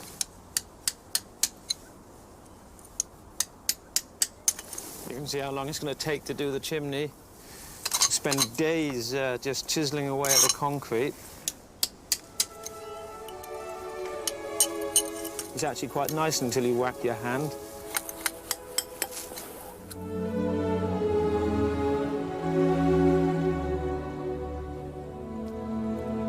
A month later, I'm back to see what progress they've made. Ah, this is a bit different. It's more like it. Yeah. That's good. You've got a new window in, so brand new window, yeah? Yeah. All in all, very beautiful. Yeah, we made that ourselves in the workshop. New lintels in, very good. You did this yourself? Yeah. Yeah, fantastic. This is all Welsh fallen oak. Yeah, they've done a great job on them, actually. Yeah. They're beautiful. Yeah. Look at that! First fix plumbing, eh? Happy days. First fix, yeah. Well, apart from some of the window work is quite detailed there. This is fantastic. Starting to get together. This is definitely more like it. Even where you see the stonework there that you've all cleaned that up, and the way that the plastering's been blended into it, nicely feathered in, with the little details of where it steps in and out of that side. It's all of those little touches that you're brilliant at, actually. But there's one rather important room in the manor house that seems to have escaped Simon's loving attention. It's turned into a grand medieval storage room. That's the one good thing about this place. You can cut and saw and put your wood in here. You're always looking at the positive side, which I do love. Yeah, no, it's good. It's been brilliant. Useful space, this. You haven't done anything, have you? No, we can't really. Nothing? No. So what do you think, Victoria? In for Christmas? I think so. Not quite sure which year, or even which decade, perhaps. But at some point, you'll be in for Christmas. One day. Well, our friends say that the first party here will be my retirement party. There's no doubt about it that Simon and Victoria's medieval mansion hall is a fantastic, spectacular building. But the state of the banqueting room itself is symbolic of the task that lies ahead.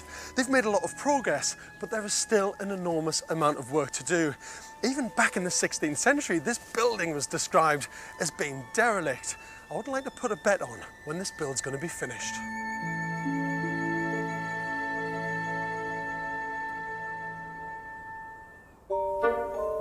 I last visited Simon Hooper and partner Victoria in November 2009. There was still a very long way to go on their restoration journey and no end date in sight. But at long last, their medieval hall has been transformed into a house fit for the Lord and Lady of the Manor. And after 2 long years, they're almost in. But first, they need to move out of Victoria's parents' home, where they've been living during the build. It seems that all the family have been roped in to help with the removals.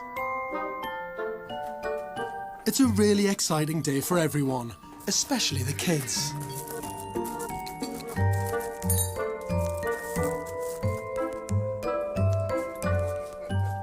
Absolutely fantastic. Yeah, it's great to be at this point at this time and feel as though we're turning corners now and obviously get out of Michael Leonard's house and leave them quietly and get on into the castle. It's a long time, much longer than we envisaged. We thought they'd be here for sort of, well, Simon said 3 months perhaps, 3 months. It's nearly 4 years now. No, I'm really looking forward to having a glass of wine, sitting down and having friends over and enjoying the ambience of the house. But as Simon moves the family belongings into the manor house, it's clear that the building isn't quite finished. Stonemason Alan Teagle, who's been working with Simon every step of the way, is still hard at it in the baronial hall. while Victoria's brother Michael is adding the final touches to the outside of the building. I've been roped in, shanghaied into just giving them the last bit of help, Simon and Victoria, just before they move in now on the weekend. So it's been a hard bash for Simon over the last couple of months now. So this is the last leg, really. It's been fascinating to see the difficult journey they've been through restoring such a highly listed building. I'm eager to see if Simon and Victoria have completed their project to restore a medieval manor house into the family home of their dreams, and crucially, whether they've been able to make an ancient building work for modern family life.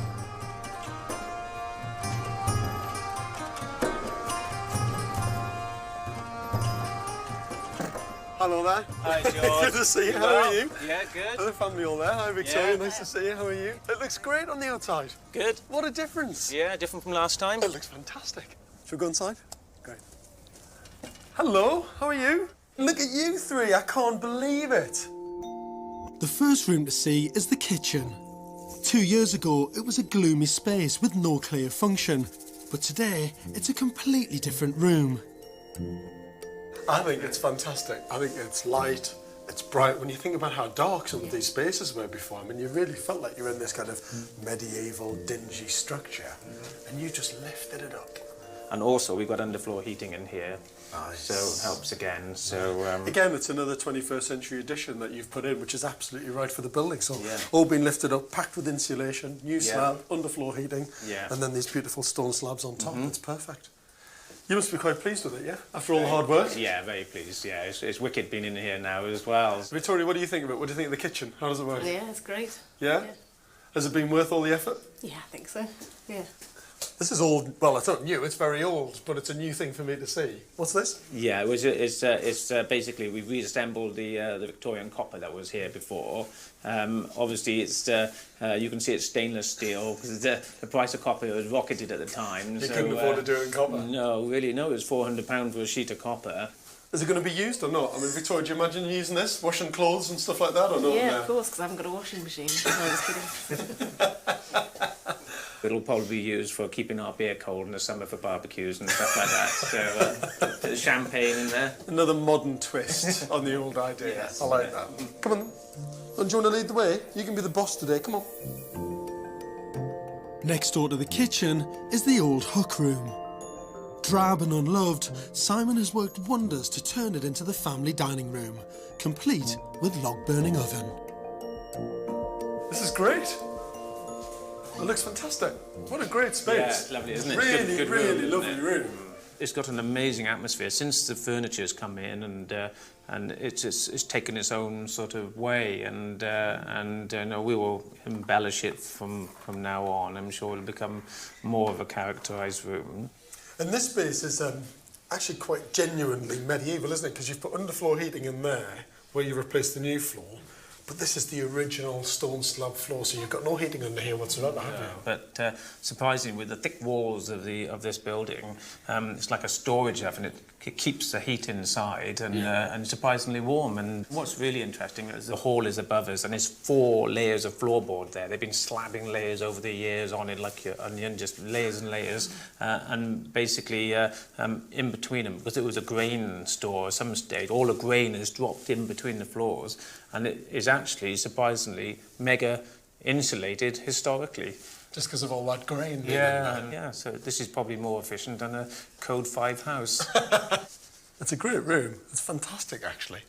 It'll work really, really well. You'll just have to kind of hang some animals up on here at some point to make it truly authentic. Yeah, and some children. The effort and attention to detail that Simon and Victoria have employed in this building is really impressive.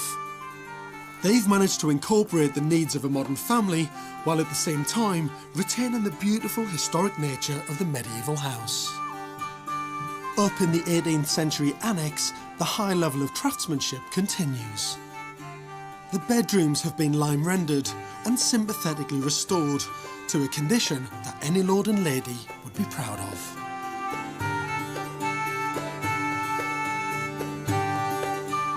When I last visited Castle Farm in November 2009, there was one room that Simon had not even started renovating, the massive medieval baronial hall.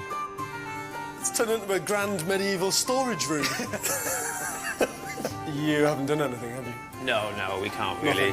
No. So, has Simon managed to restore the heart of this manor house into the room he always wanted? This is unbelievable. It's fantastic. I'm speechless. This is what you've always wanted, isn't it? And my retirement parties come early. And then, you did say, didn't you? You Yeah. said, I might have it just about when I retire. Yeah, but unfortunately, I got to keep working to pay off the rest of it. And I love the way you've done all of this. I mean, this has been beautifully restored. Yes. And then you just left all the stonework. I mean, even, I hope you don't mind me saying that. No. There's even bits of dust on there. It hasn't been kind of sandblasted to the point No. where it's pristine and immaculately new. Well, basically what we've done, the old lime wash is still there, or the lime render, and the stonemason, Alan, is wonderfully just carefully pushed it in and saved the original lime render and just patched any patches and filled any bits. Conservation of the highest order. He's done a great job. I mean, it's so easy that when you're dealing with a building like this, you end up losing so much of that because it feels like it's damaged. Well, lime is wonderful stuff. You can blend it back into the old lime and just keep working with it. So that's why there's layers and layers, and that's why in churches you find that sort of images behind the walls. We're hoping that maybe there's something behind it somewhere, but you'd have to carefully peel off the layers. But for the moment, we're just conserving it. But I love that. I mean, you've added your additional layer Yeah. to those history of layers, if you like, and that's what this whole building's about, isn't it? Yeah. Layer after layer after layer of history. Simon's passion to preserve as much of the medieval fabric of the building is to be applauded, but as I look upwards, I think for once it may have come at the expense of comfort. One of the most beautiful features in this building is that roof. And it is stunning. Yeah. But you've had to kind of compromise on normal building standards, haven't you? Because you look up there and all you can see is slate. There's no insulation, no plaster, but none of the stuff that you'd normally expect. It's going to get freezing in here, isn't it? Yes, in the summer the slate actually attracts the heat, and it's actually very warm in the summer, but yes, cold in the winter. But in the future we will try to insulate the roof and take it to its next level. We've still got a lot more conservation to do in here. But it's a difficult one to do this because all the features of that timber are so beautiful. You want to see them and celebrate them, don't you? Yes. Although Simon and Victoria have gone over their original £40,000 budget, they've still only spent £68,000, which for this restoration is a remarkable achievement. As the night draws in around this magnificent building, they've one more surprise in store. To celebrate their success, they're hosting a medieval feast for all the people who've helped restore Castle Farm, as well as their friends and Victoria's supportive parents. Please welcome to the top table the new Lord and Lady of this manor, Simon and Victoria. After hundreds of years, the hall is once more alive with medieval life. So when I first came to see Simon and Victoria about 3 years ago, and I said, you should have a fantastic banquet in this space when the build is finished. And he said, yeah, it'll be more like a retirement party. So I think more than anything, we've got to celebrate the fact that just 3 years on, you're making history because the banquet is happening tonight. And that is fantastic. And tomorrow I retire. Cheers, well done. Congratulations. Yeah, cheers, Absolutely George, thank you. To the Lord and Lady of the manor.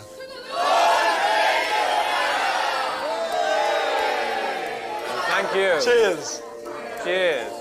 And because it's such a historic moment, I've got a little present. Where is it? Here. We've got a book. It's like kind of This Is Your Restoration Life. Remember the beginning of all this? Yeah, look at that. Amazing. Gosh. There's one of the first drawings. Amazing, isn't it? Yeah. That is quite an amazing shot, because when you look back at that very original picture, which is where all these guys are sitting now, what a difference. Yeah, it's quite amazing. You forget how bad it was, actually. Yes. You really right. do.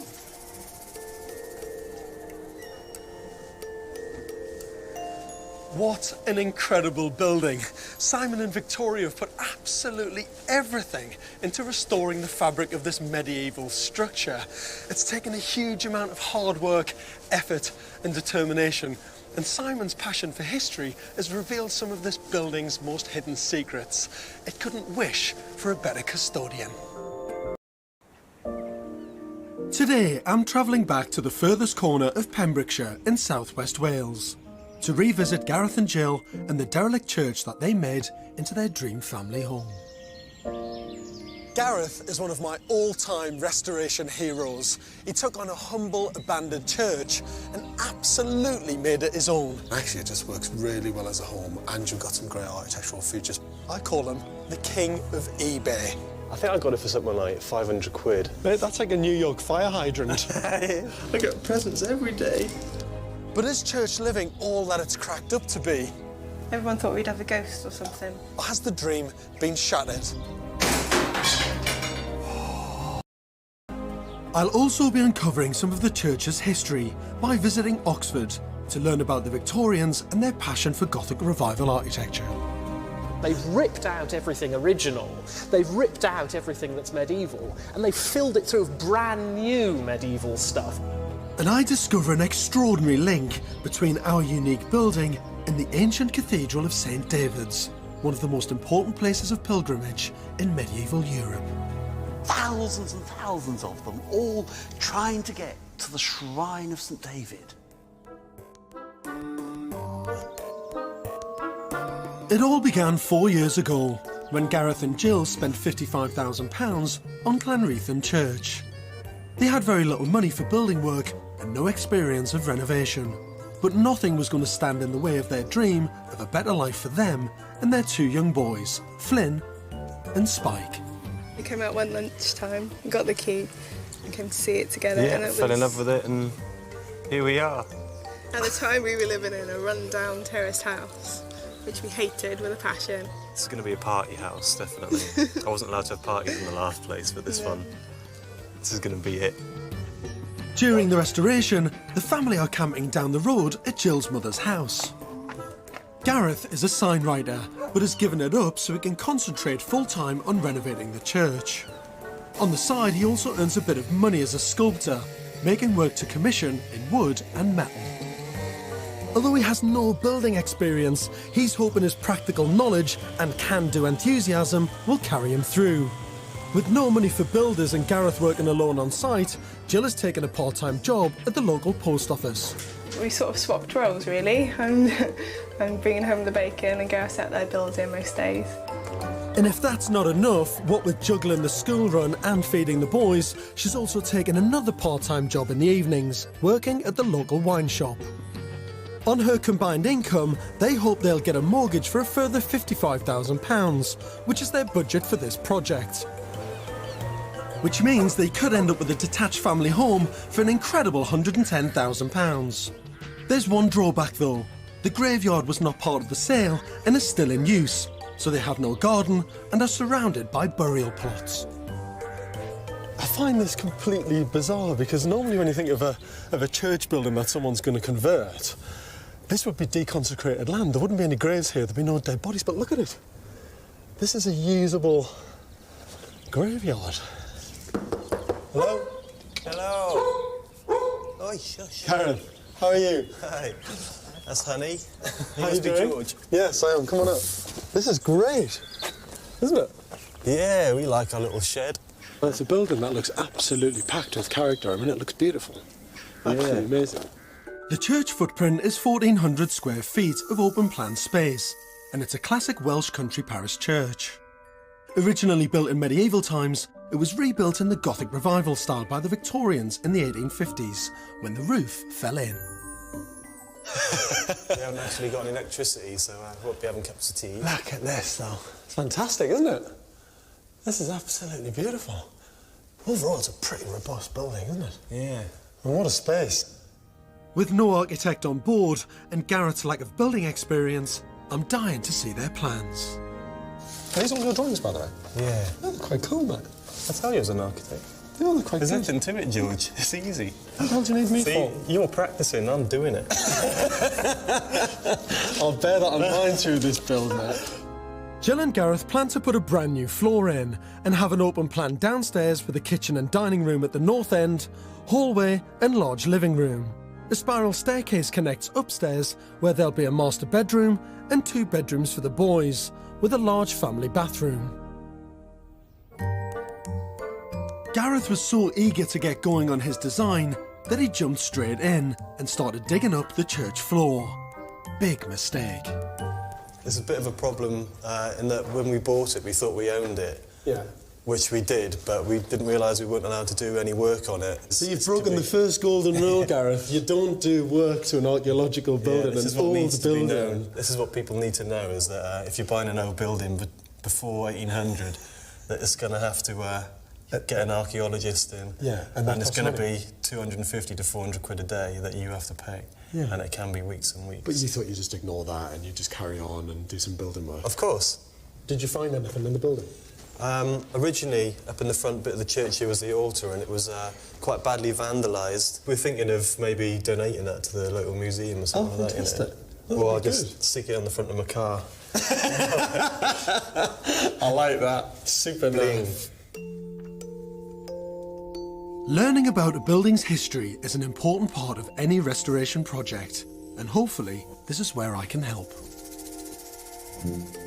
There's been a church at Llanrheithin for over 1,000 years, so Gareth is obliged to have a full archaeological survey.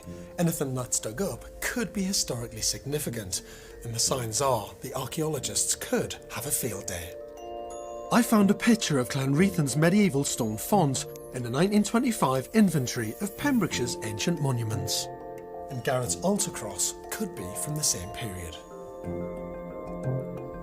According to the local press, there's even rumours of buried treasure. Then there's the more delicate matter of uncovering ancient human remains. From medieval times right through to the early 1800s, royalty and aristocracy paid huge sums of money to be buried beneath the floor of churches, and the belief that somehow they'd be closer to God. Looking at the parish records, I found that for a small church, Llanrheithin was a very popular burial site. Even more unusually, it's not just locals who were buried here. Some of the people come from much further afield.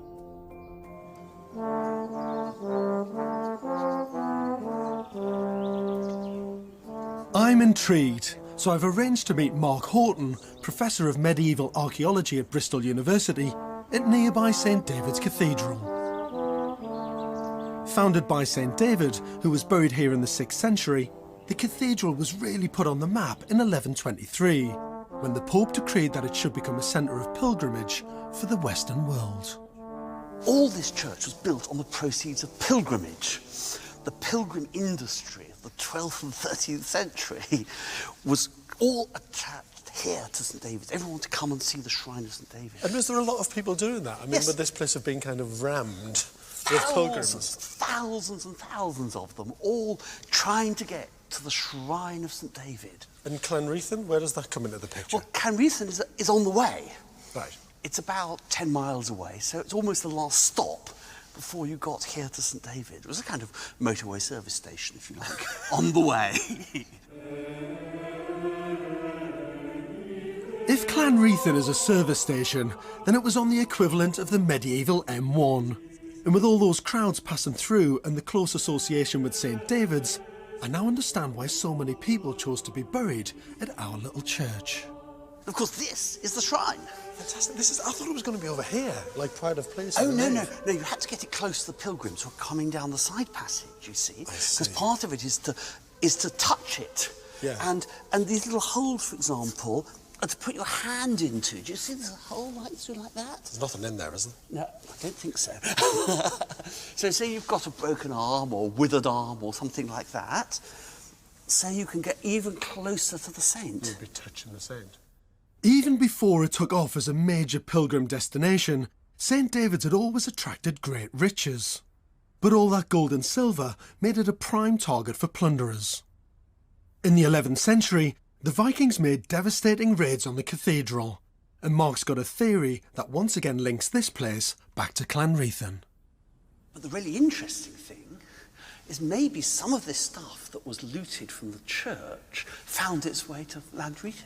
Oh, you think? Oh, possibly. I mean, do you think there's a chance that there might be, I don't know, important bones or treasure within the grounds of Clanreithin? Absolutely. I mean, you can imagine the Vikings are coming down the Irish Sea. You're not going to say, come and rape and pillage us. Yes. Let's whisk stuff away and put it in safekeeping, one of our little churches just around. So they might have taken things from here back to our church. That's right. To stash it away from Absolutely. those barbarians. But before we all get too excited about finding buried treasure, the archaeologists need to satisfy themselves that Gareth's excavations haven't damaged the site. Colin Harris from David Church Archaeological Services has come to survey the scene. If he thinks Gareth has acted improperly, there could be serious consequences. And with all their savings sunk into the project, Gareth is clearly terrified. What's the worst case scenario if you find something good in your terms? It's probably bad in his terms, but good in your terms. Yes, I mean, we can stop the job effectively, but only if it's, say, of national importance would the whole thing come to a halt. Well, come on, let's take a look around. This is the chancel end where the altar would have been, I guess. And, and he's made a discovery. Wow. The altar cross sitting up here on the sill.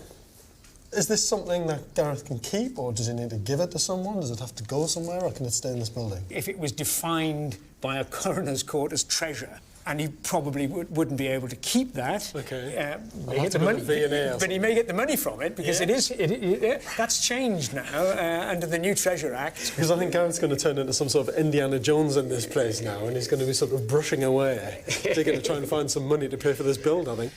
How ancient do you think this is, really, I suppose, from the outside? Because it's such an interesting spot, isn't it? It is. I mean, the Celts and from Ireland. Gareth's project, I think, is fascinating. It's Gareth who I'm even more fascinated by, to be honest, because he's gone into this completely blind. He's seen an amazing building, he's seen that it's probably been a bargain for him, but not understood at all what he's got himself into. When it comes to planners, archaeologists, listed building consent, I mean, the list is endless. The people who are involved in this project, it's so complicated. And I think it just shows that when you take on something historical that needs so much restoration involved, it's a very difficult build, and he just hasn't got a clue.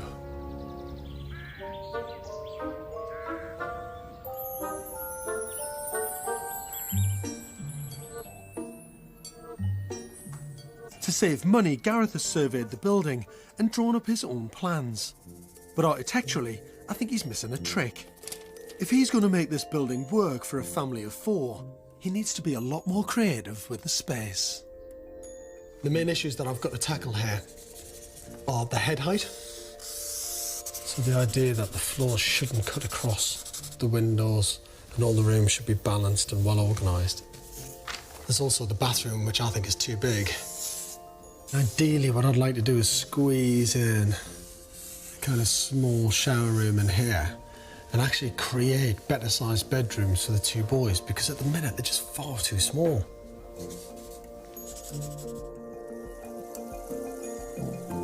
My designs might be better suited to Gareth's family needs, and I hope he feels the same. But when I turn up to site, he's got other problems. How's it going? We couldn't get our mortgage. We were turned down on our mortgage because of the credit crunch. And as well as that, we've got a problem with the path as well, digging up the path, because the church have got to OK it. Okay. So why have they not done that? Because I didn't put the... You didn't put the bloody plans in, did you? I put the plans in, but I didn't apply for the path bit separately. Did you know you had to, or not? I thought the plans would cover it. You'll be fine, George. Don't worry about it. Why am I worrying more than you are? Time to pitch my ideas to Gareth. There's no doubt in my mind that my plans make much better use of the space, but I know from experience that if a client has set their heart on their vision of how their home should be, then it's hard work convincing them otherwise. Now, I've changed it a lot. Gareth's plans weren't bad, particularly for someone without any experience. It's right to keep the ground floor open plan feel. But I've got 2 main ideas. To preserve as much natural light throughout as possible, I've set back the floor away from the large picture window on the south side, so it isn't cut in 2. and light then goes both upstairs and down. To maximise space on the first floor and to give the boys larger bedrooms, I've moved the large luxurious bathroom into one of the boys' old rooms and moved the master bedroom into the former bathroom. I like what he's done, that's really cool. And I could see how it would work. I'm sure Jill will love it as well. She'll love the designs, but we're just trying to do it on a budget of nothing, so we can only do what we can do, really. One down, one to go. But will Jill share Garrett's enthusiasm? They're not our plans, they're not really what we want out of the building. And I really want a really nice bathroom, a big spacious bathroom with a shower and the big bath we brought in it.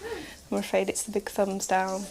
Ouch. I guess you can't win them all, but at least she's got a clear vision of what she wants. 8 months into this project, and the day of the crucial archaeological site survey has finally arrived. Gareth and Jill have to pay for this out of their own pockets, but because they were turned down for their mortgage, they just don't have the money. Luckily, Gareth's stepfather has stepped in. Yeah, Paul lent us the money to start today so that we can kind of, because everyone's already booked and everything, it was already, you know, if we have to rebook everything and get everyone in the same place at the same time, it's not really going to happen. I feel privileged, really, to be part of it, because it's such a fantastic project, really, isn't it? So Gareth and Jill are paying £600 a day for archaeologists they don't want. Treasure from St David's would be nice, but if they find even one complete skeleton from an ancient burial, that would be enough to shut the site down and set off a spiral of further costly excavations. This is the worst bit, I think. If we're going to hit a grave, I think we're going to hit a grave here, definitely. 2 hours in, and work suddenly stops. Colin has found a bone. It's intact, but probably part of a complete burial, but we're not very far down. But then again, as we were saying earlier on, in medieval times, they didn't always bury everyone 6 foot under. Inside, there is more worrying news. They've just unearthed the foundation stone and some more bones. These suggest that either there was material coming from where they'd been digging graves, or perhaps they'd been digging graves in here and disturbed earlier burials. With no treasure in sight, it's going to be a long, agonising day. Hey, cheers, everyone. We didn't find anything nice, sorry. Thanks, Reece. The archaeologists have gone, and luckily no bodies were found. When we're pulling up those big femurs and stuff. When you found that one bone, I thought that was it then. That was going to be the whole body and that was the end of it. And there's more good news. Garrett's stepfather has not only agreed to be their guarantor for the mortgage, he's also willing to extend his loan. After months of uncertainty, Gareth can finally get going on the build. And I can help out with more research. When the church was rebuilt in the Victorian era, they didn't have anywhere near as much red tape to contend with. The 19th century was a time of massive building and rebuilding of churches all over the country. In the 2 decades after 1830, there were more churches built in England and Wales than in the previous 3 centuries. Nonconformists like the Methodists and the Baptists were busy putting up classical-style buildings modelled on Greek temples. But Garrett's church is Anglican, and Anglicans went for a style known as Gothic Revival. Gothic Revival took the idea of a medieval church and cranked up the volume, so you've got it all. Pointed arches, vaulted ribbed ceilings, stone and wooden panelling, and gargoyles aplenty. One of the best examples of Gothic Revival architecture is at St John's College Chapel in Oxford. I'm here to meet history fellow Dr. William White and ask him why the 19th century church was so obsessed by all things medieval. Victorians, particularly the Church of England, panicked in the early and middle part of the 19th century that people just weren't turning up to church. So what they're trying to do is lure people in by transforming the churches. Build the brand. Build the brand, absolutely. And one of the ways in which they do build that brand is here and in your little church, they build Gothic. And they build Gothic because what they're trying to do is to suggest that the Church of England is the real church. It's the church that has continuity going back centuries. And the nonconformists, the Methodists and the Baptists, they can go away and build in classical styles. We'll build a Gothic church, and that way we'll show we've always been here. So what you've got here is really a late medieval chapel that's been done over by the Victorians in the 1840s. They've ripped out everything original, they've ripped out everything that's medieval, and they've filled it through with brand new medieval stuff. I knew the Victorians kind of went for it, but I thought they were a little bit more sensitive. Well, they think they're being sensitive. What they think they're doing is that they're returning to a building to some ideal form. But they also think that sometimes the medieval period, the people building in the medieval period, they were just wrong. Yeah. That they didn't have good taste, or that they didn't really understand what they were doing. And so sometimes that means you say, actually, all of it's got to go. And that would have applied to our church as well. Oh, so the medieval would have been just swept away. Completely. Over 3,000 churches in England and Wales were transformed in this way. Part of the money came from dutiful parishioners, but the bulk was allocated on an individual basis by the church in London. William has a letter from the then Vicar of Llanrheithin pleading for more cash. So it says the roof of the parish church fell in about 3 months ago. Fortunately, the congregation had left the church before the accident occurred. What they're trying to do is to build a church for £300, to completely rebuild a church. So how would that budget have compared with other churches that were built at the time? I mean, this is cheap as chips, really. It's the bargain basement of churches. It is, absolutely. It's about as cheap as you can get and still get a church at the end of it. It may not be a Gothic revival masterpiece like St John's, but that £300 built a solid little structure that stood the test of time. 150 years later, and Gareth, who was also working on a tight budget, has finally got going, and I'm back to check on progress. Let's have a look. Oh, looks great. It looks really good. You've got the floor in. I'm chuffed with the floor, yeah. Actually, that's really nice. And you've got the floor in above on the first floor, which looks fantastic. Yeah. I mean, I bought this spiral staircase from eBay. I think I got it for something like 500 quid. No, 300 quid. And 300 quid? Yeah. That's a good buy. That's really good, because the one I'd priced up was 2.5 grand. I mean, what's fantastic about seeing it now is it's moved on. It's such a great pace. I mean, getting this first floor in, you get a sense of what the spaces feel like. Having the concrete floor in instead of it being that sort of mud bath and archaeological Indiana Jones dig that you were doing the last time I was here, you can start to see it move on, mate. I'm really excited to see that the work has actually begun, but I'm also alarmed about the height of the ceiling. I think he's actually made the floor height too high. I know you said it was low, Gareth. That's ridiculous. Well, that's good for Jill and the kids. It doesn't bloody work. Doesn't work for a George. I can see there's a little head height George issue. no fit good. George bang head. You can't walk through like that every time you want to go to your bloody bathroom. You've seen Lord of the Rings, it's cute. There's Lord of the Rings and there's this. Although he's completely messed up with the floor, thankfully he has taken my advice about the windows. You've pulled the floor back, which is what I wanted you to do. You've pulled it back from sort of crashing into that end window to get more light down into the kitchen and into the bathroom area, so that when you're lying in the bath, you can still look through and get light through. I am slightly worried about the way he does things. You know, he just thinks, right, I'm going to put that floor in, I'm going to put that concrete floor downstairs, and he does it and then goes, oh, hang on a minute. I've cocked up the arched doorway through to the bathroom. Do you know what I mean? It's like, that is a massive mistake. And it's a thing where he's a bit ad hoc. He just thinks he wants to crack on, but he's not really thinking about things absolutely clearly. Jill and Gareth are converting this Victorian Welsh church into a family home. Gareth has no building experience and is doing all the work alone. Meanwhile, Jill keeps 2 jobs going to keep the cash coming in and looks after their young boys living in her mother's house nearby. Today we're looking at the roof, which is always scary. Any problem here will only add to the financial crisis.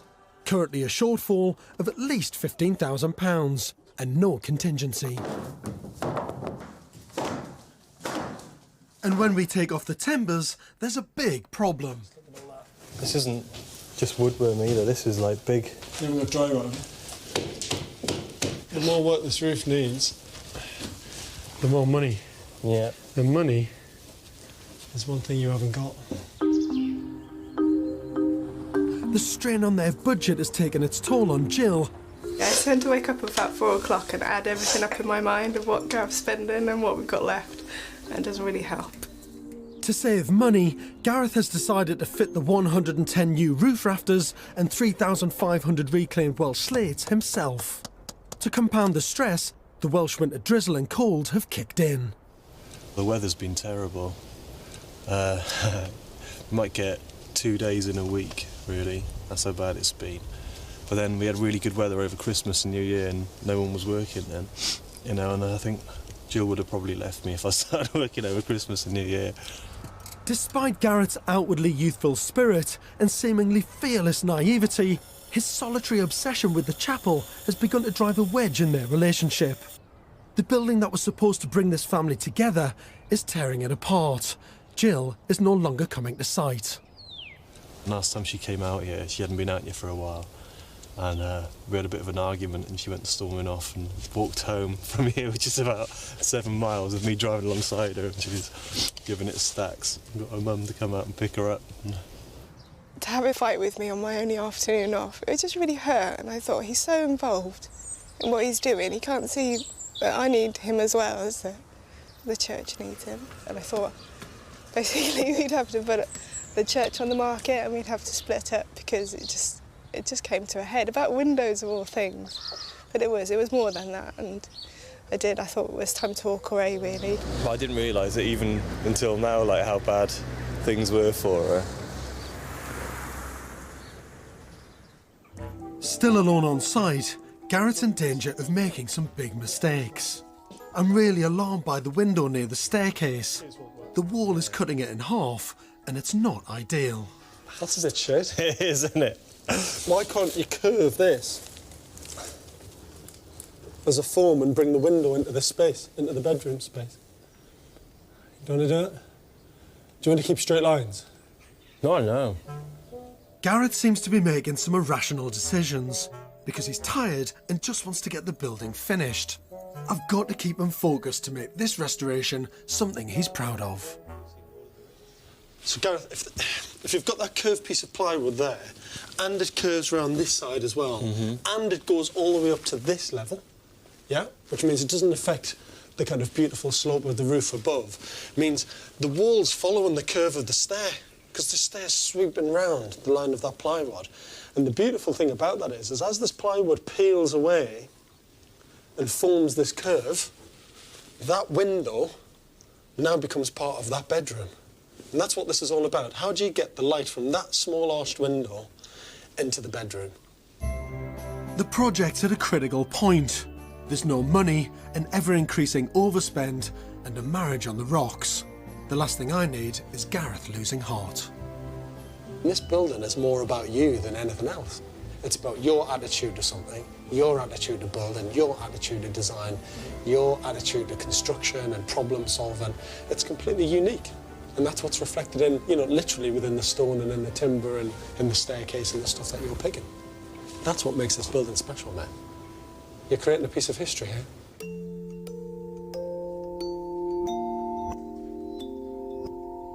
Virtually single-handedly, Gareth is doing an incredible job, but he's just the latest in a long line of Llanrheithin restoration heroes. Over its 1,000-year history, the church has been rebuilt several times, and each time it was the congregation that raised the money.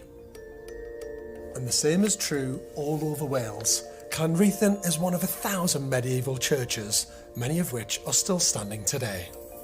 But what happens when that local rural community disappears like it did at Llanrheithin?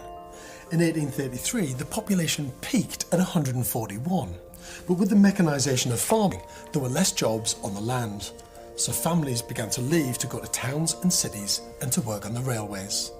By the 1950s, the population had shrunk to just 37. And in 2000, the Diocese of St David's decided there was no longer a congregation for Llanrheithin, and the church was deconsecrated. But how does the church feel about losing its magnificent heritage? Alex Granville is head of property services for the church in Wales, and I'm meeting him at St Mary Magdalene in Winston, where the congregation have raised the money to save their church and convert it into a community centre for the village. It's quite amazing actually to hear that communities are still doing so much for their churches, because even at Llanleithen Church they did that way back. You know, the congregation came together to raise the funds to have it built, and that still happens today. Absolutely, it's the same pattern of looking after churches that it's always been, really. Local congregations, finding the funds, planning the work and getting it done. And that makes it, in a sense, all the more painful when a community really can't cope with that building any longer. Perhaps there is no community anymore, and therefore they have to consider closure, and that makes it very difficult. It might have been 1,000 years of history, so it's never a decision taken lightly when a congregation concludes it's time to finish. Over the last 90 years, 300 Welsh churches have been closed. Thankfully, most of them, like St Mary Magdalene, have stayed in community use. But what does the church think about Llanreithen being converted into a private home? Well, I think our feeling is that once we really don't need the building as a church anymore, if there is a viable and new use for it, then that's a positive thing, and that story is great. That building is there, and it's there for the future, and it's got a viable use. We're delighted to hear the success that that project has been. Back at the church, and things are looking up. Jill and Gareth have put their argument behind them, and with their relationship back on track, it's all systems go on the build. Going in the wrong direction. It's really hard. Is that all right? Yeah, that's good. I'll be back working as soon as this is all finished, so there won't be so much pressure on Jill to bring the money in and whatever, and have your separate life, because I can't expect her to come out and help me all the time, you know. I'm doing this because she's got a job and the boys are there as well. It's better. Yeah. And all that hot sex we've been having. I didn't know you knew about that. No, not you. It's 5 months since my last visit. When I show up, Gareth is back in his usual good spirits and can't wait to show me his latest bargain. I bought a ride-on mower that didn't work and sold it on eBay so I could buy these. Went up to Cardiff from. You sold your lawnmower? Yeah. To buy these? Yeah. Look at those! But they're beasts, because you've seen the size on the bath and I couldn't find any taps to fit it. And this guy, the antique dealer that I bought them off, hadn't seen anything like that before either. Mate, that's like a New York fire hydrant. And the monster taps are just the beginning. He's found 3 hardwood doors for the bedrooms. I don't know, would you take 60 for them? OK, bye. Shit, I've just done a deal with him for 80 quid, but they've got all the frames and fixings and... And today he's taken delivery of the bargain of the century. A brand new shower that cost him just, wait for it, 99p. And I love getting parcels as well. It's great, isn't it? I get presents every day. It's 18 months since this family embarked on their restoration journey. After a really tough ride, they've come together to celebrate their amazing achievements so far. Whose room is this? This is Flynn's room. Every time I come out and you say to me, I haven't done much, and you've done tons, I'm just amazed that you've done it. But it's still not a finished thing, you know. It's not until it's all finished that Oh no, yeah, I'll be happy, that. really. But for someone who hasn't done anything like that before, to be able to do this, just kind of learning from books and people and the internet, I just think it's amazing. I couldn't do it. When Gareth and Jill first set eyes on this derelict Gothic revival church, they completely fell in love with it. This was an ambitious project even for the most experienced builder. 3 years ago, I turned up to see if our restoration novices transformed it into their dream family home. Looking at it now, it's got the lead cappings on the roof, the skylights and the windows look beautiful. The roof looks amazing, actually. Hey! Oh my God, look at the hair! How's it going, man? Yeah, good to see you. You all right? I was going to have one. Hey, Joe, how are you? Nice to see you. How's things? Good. Don't tell me you finished it. You haven't. Yeah. You haven't? Yeah. Are you winding me up? No. How have you done it? I don't know. Nearly 2 years ago, the downstairs was damp, dark and depressive. But now it's a bright, open-plan living space broken up by the spiral staircase. Oh my God! Oh my God. Do you know what? It's quite rare that I'm lost for words. Windows look amazing. Yeah, double glazed. Cool, aren't they? The staircase just looks amazing. I can fondly remember designing this with Gareth. It makes it look like the kind of floor Yeah. and the wall is accepting the curved stair. Around wall. The curved bit. Yeah. It's beautiful. Look at the light! Look at that Just missed light. that. Fittingly, what was once the chancel where the altar sat has become the kitchen. Although this is now a modern family home, I love the fact the integrity of this building is still intact, and many features have been preserved, celebrating its past history. Not cutting the main window in two with the new floor and letting light both upstairs and downstairs works a treat. You know, you're standing cooking here, look at that. Yeah, oh, that's brilliant. Such a beautiful space. 2 years ago, this space was empty and cold, and I, for one, doubted whether they would pull it off. Come on, your bedroom first. That's all right. It's perfect, isn't it?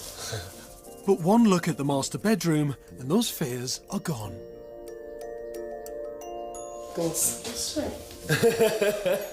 The boys have been given separate, identical shaped rooms, kitted with bunk-style beds to maximise space. That's cool. It's small, but it's cool. The Lord of the Rings archway may have been a mistake, but somehow it fits their quirky style. Instead of taking my advice and giving the boys larger bedrooms, Jill clung to her lifelong dream of having a large, luxurious family bathroom. And the fire hydrant taps. They look great, though.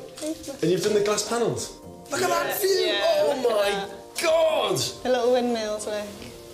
What a view. Rubber duck. They bought the freehold for £55,000, but they went a little over budget and spent £70,000 on the build. That means they've created their first true family home for an incredible 125 grand, and they deserve every accolade for this heroic restoration.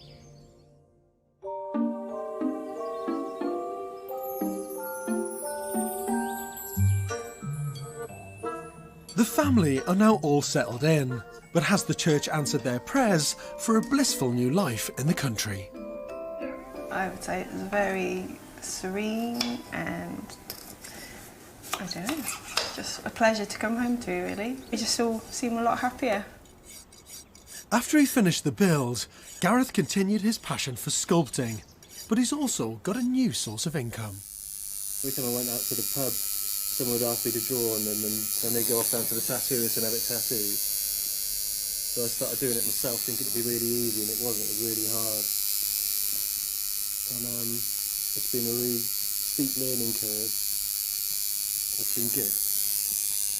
Although the house looked finished the last time I was here, there were still a few things that Gareth and Jill wanted to do.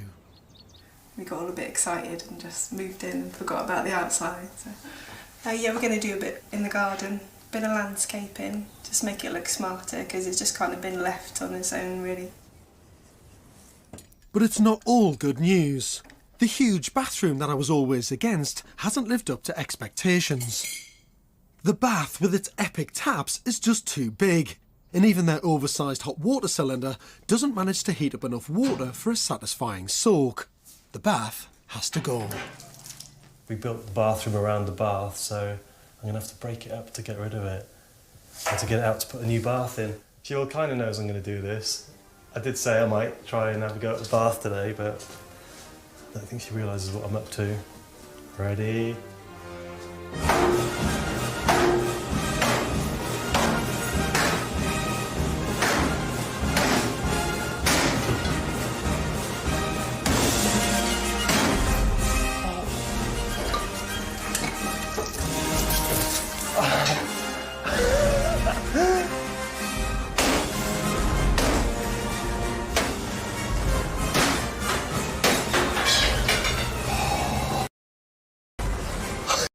That nearly went through the window. Ah yes, it's all coming back to me now. Cool. Ready for the big man.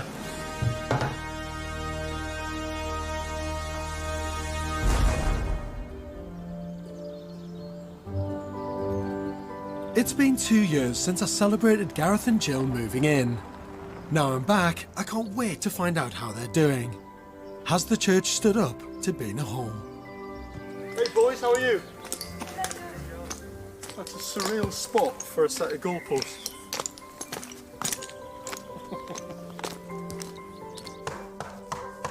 Hello?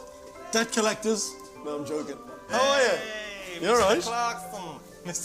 It's been ages. At first glance, downstairs looks even better than before. They've replaced their old furniture with some smart new sofas, and they've even managed to squeeze in a small desk. It looks good. Yeah. It looks brilliant. But the major change is that they've bought a bigger, new wood-burning stove, because the old one didn't generate enough heat for the space. The first day we burnt it for about 7 hours and we went up and went, ooh, to the flue, and it was stone cold. I was like, oh, no, we need a bigger one. Not really working. But that one's fantastic. It's that's brilliant. Yeah, that's really proper, nice. isn't it? It's a beast. So what's it like to live in, generally? Lovely. Yeah, it's been really nice. The open plan living's really good. We've had dinner parties where, you know, everyone can talk to each other in the different areas and been really good.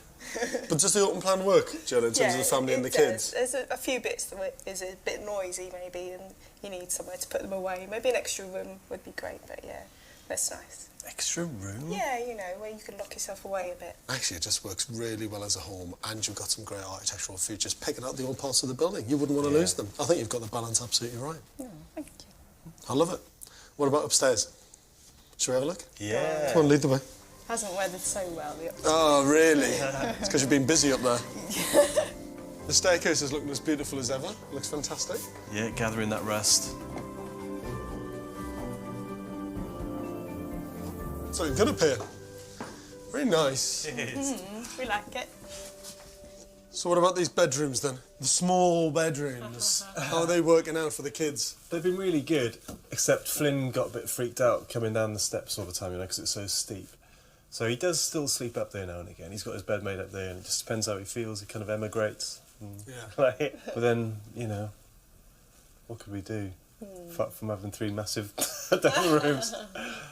Apart from make a bigger bedroom and a smaller bathroom, possibly, but you know. It's good because he can have friends around now, and he's got 2 beds, so they can... You're always the optimist. Always the optimist. I mean, you know, I had been smug and saying I told you so, but it's tricky because I understand the way that you went, because you wanted your big bathroom, which you did. And it meant the kids had a small bedroom. Not that small though. Do you really tiny! That small? The more space you give him, the more junk he'll collect, so yeah. That's true. But that doesn't mean you have to give them a cupboard so they move out quickly. So you're going to have a look at the bathroom? I'm thinking of myself. Hey, mind I'll your go head to the bathroom without banging my head against the dwarf arch. See, it's perfect height for you. Look at that. You can walk through without banging your head. He can't, by the way. So this is it. This is the new bath. It's a new improved bath. It's teeny. So, you can fill it. I mean, it's, you know, wobbles a bit. Yeah. So why did you change the bath? Got a cylinder twice as big as it should be, and went to fill the bath up, and it kind of just came up like this, halfway up my leg, and that was the end of having a bath. We did struggle with pans of hot water and things, because the boys wanted like some baths. But the Gareth and Jill I know wouldn't have wanted that originally. You wanted your big beast in a reclaimed bath with your huge big Batman Gothic tops on. Yeah. And you've gone all domestic. Sorry about that. But the room's amazing. It really is. And that view is just beautiful. I mean, it is a fantastic space. I just think it should be a bedroom. As excited as ever.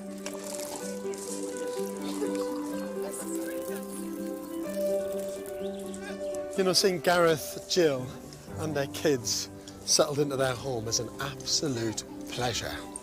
You should never underestimate what they've achieved here.